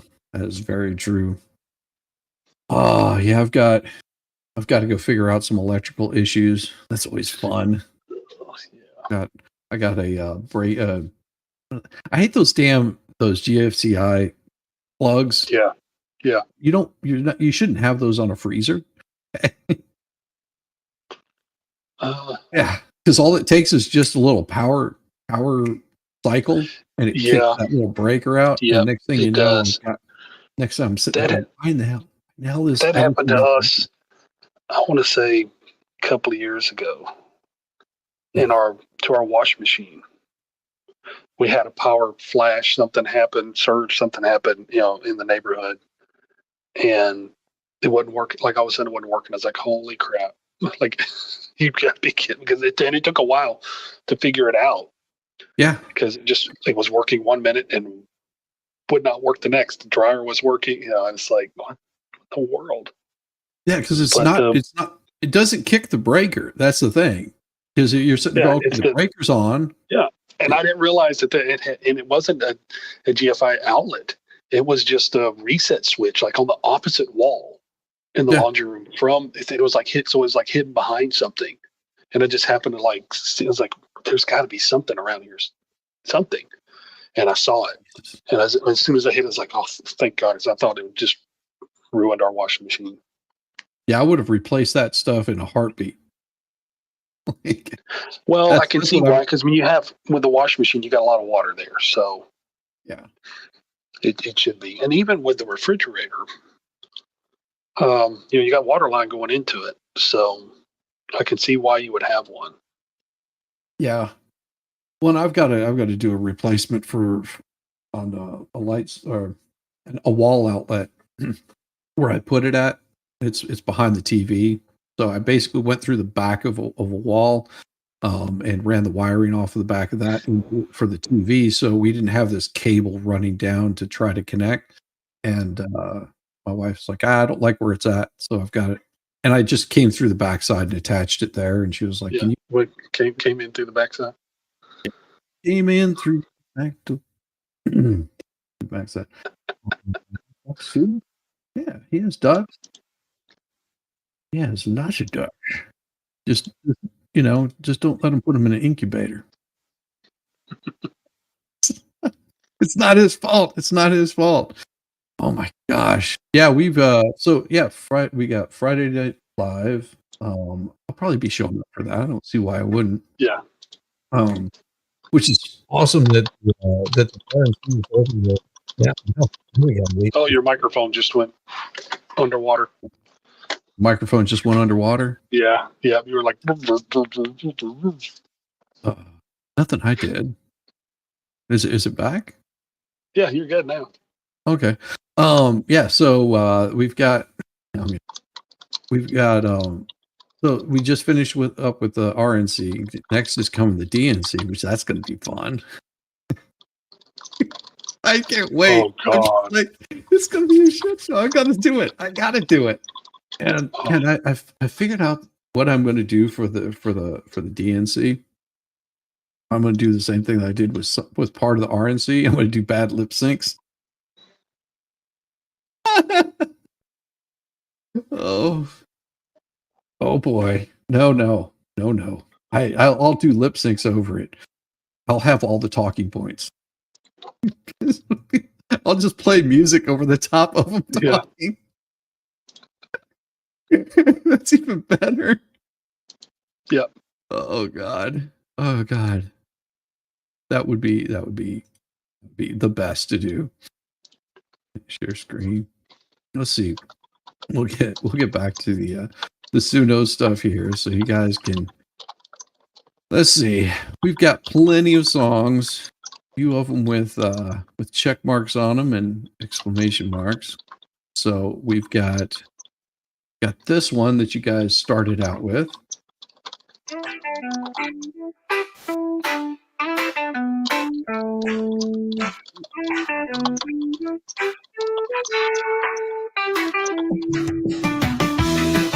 So it's just music. That's what we've got. More. Just music. Yeah.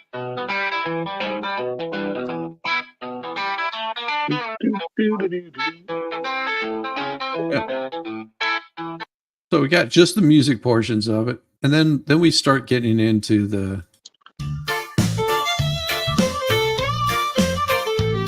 And now remember, this is just for a coffee break song, something while I'm taking a break. And then we've got this.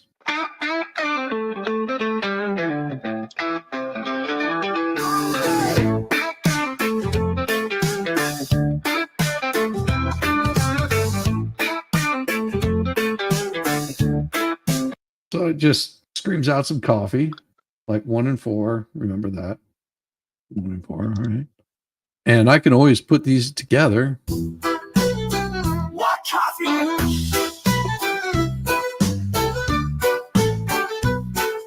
So we got that one.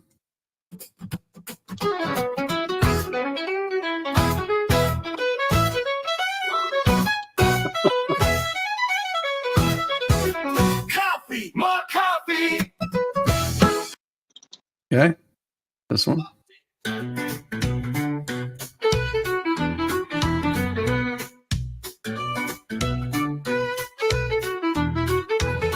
More coffee. So some of these are too short, so they'd have to be combined together. Mm.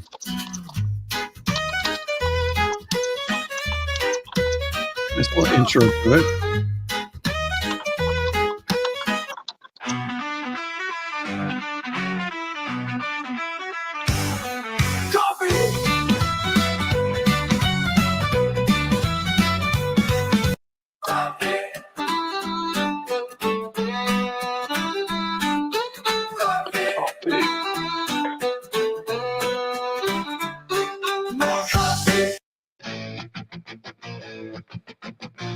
This is where it gets crazy.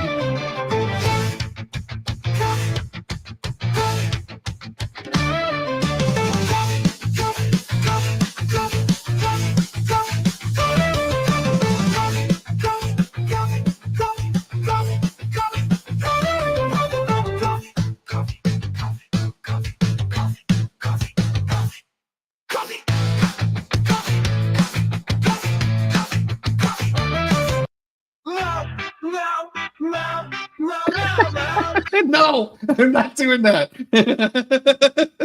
I'm not using those for. That's a good one. I'm not doing that to you guys. Those last two are good ones. Oh God, you know how bad Paul Storm would come hunt me down. If I have to hear that next time. Oh. You send it to me, I'll use it. Oh, I'll use it. Just I don't think I can use it for a coffee break.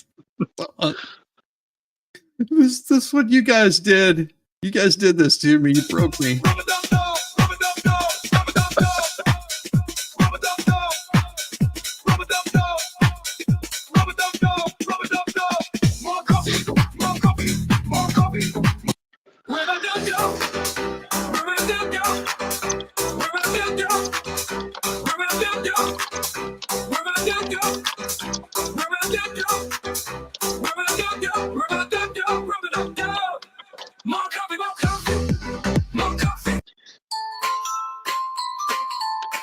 Yeah. I'm gonna stop drinking coffee after this.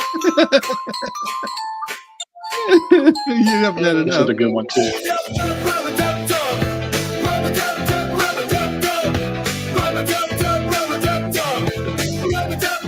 Yeah, this is a good one. So this is a good one.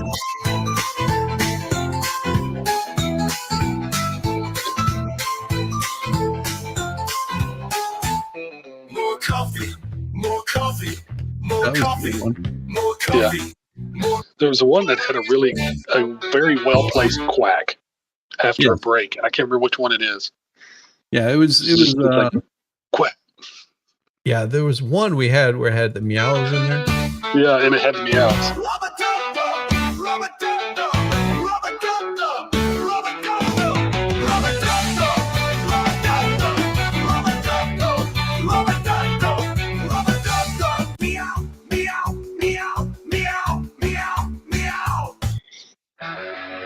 I think this is the one.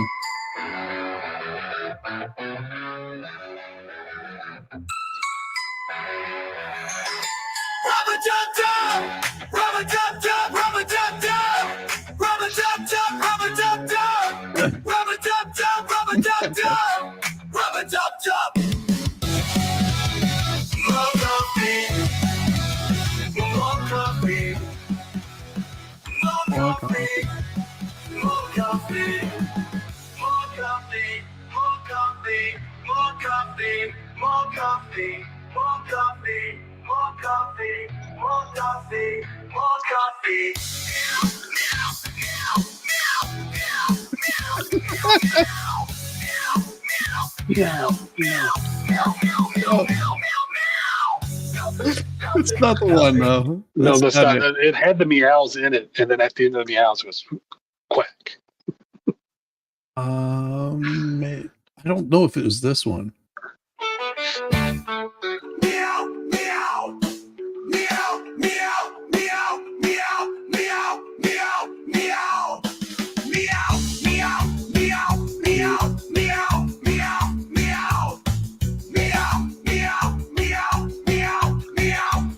No. Nope. This is it. I think More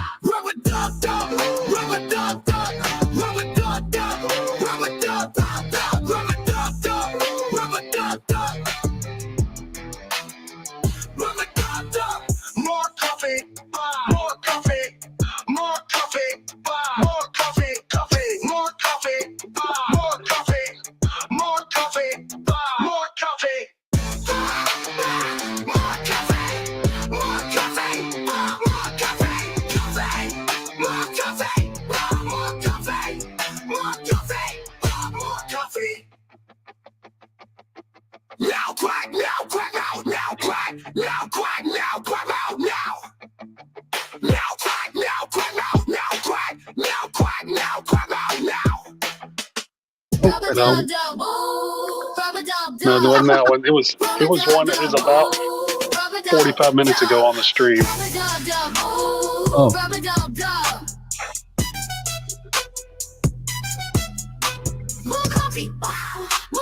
It was actually about 45, 50 minutes ago on the stream.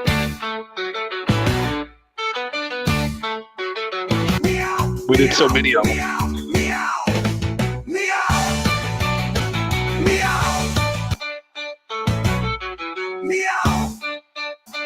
Nope.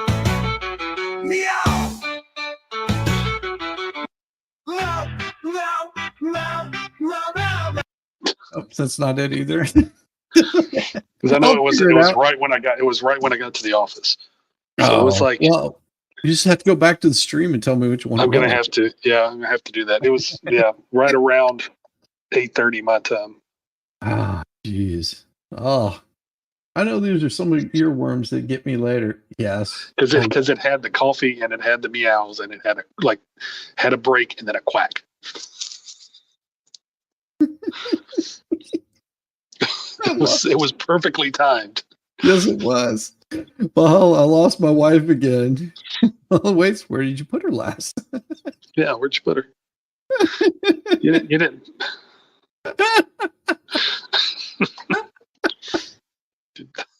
Check your suitcase. You didn't pack your bags pre-flight, did you?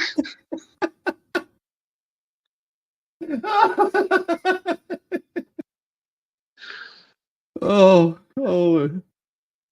YouTube erased your last comment. Did you check the trunk? Check your trunk. You guys are so mean. There's only junk there. Oh my god. Oh man. Where am I going to send all you fine people after this?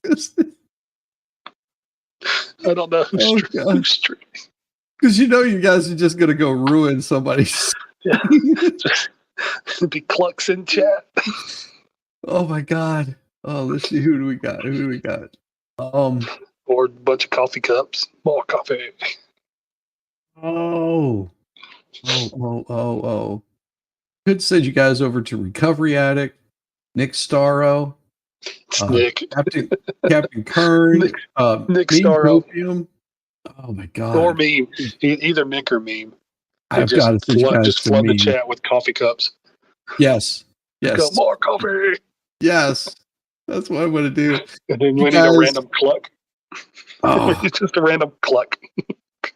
Oh, chickens and coffee. Chickens, coffee, and ducks. That is what you guys have to flood it with, okay? Cats. Chickens, coffees, ducks, and cats. He's going to go, what kind of barnyard crap is this? He won't have any clue what you guys are talking about. Oh, my God. Meow, cluck, meow, more coffee. Coffee cups. God, just barnyard animals going over to meme. Everybody, make sure that you just flood his chat with all of the most horrible stuff you possibly can. Valhalla says apparently you can't say you're going to put an air tag on someone in chat. Hey, that's smart for kids. Like put them in their backpacks and stuff. Yeah. Put it in their backpacks and away they go. Oh, everybody, Go give him meme hell. I'll see that's over there. I'm going to go harass him too. See ya. Now I gotta call somebody to come get me because my car turned into a spaceship and I don't know how to fly it. I'm not an astronaut.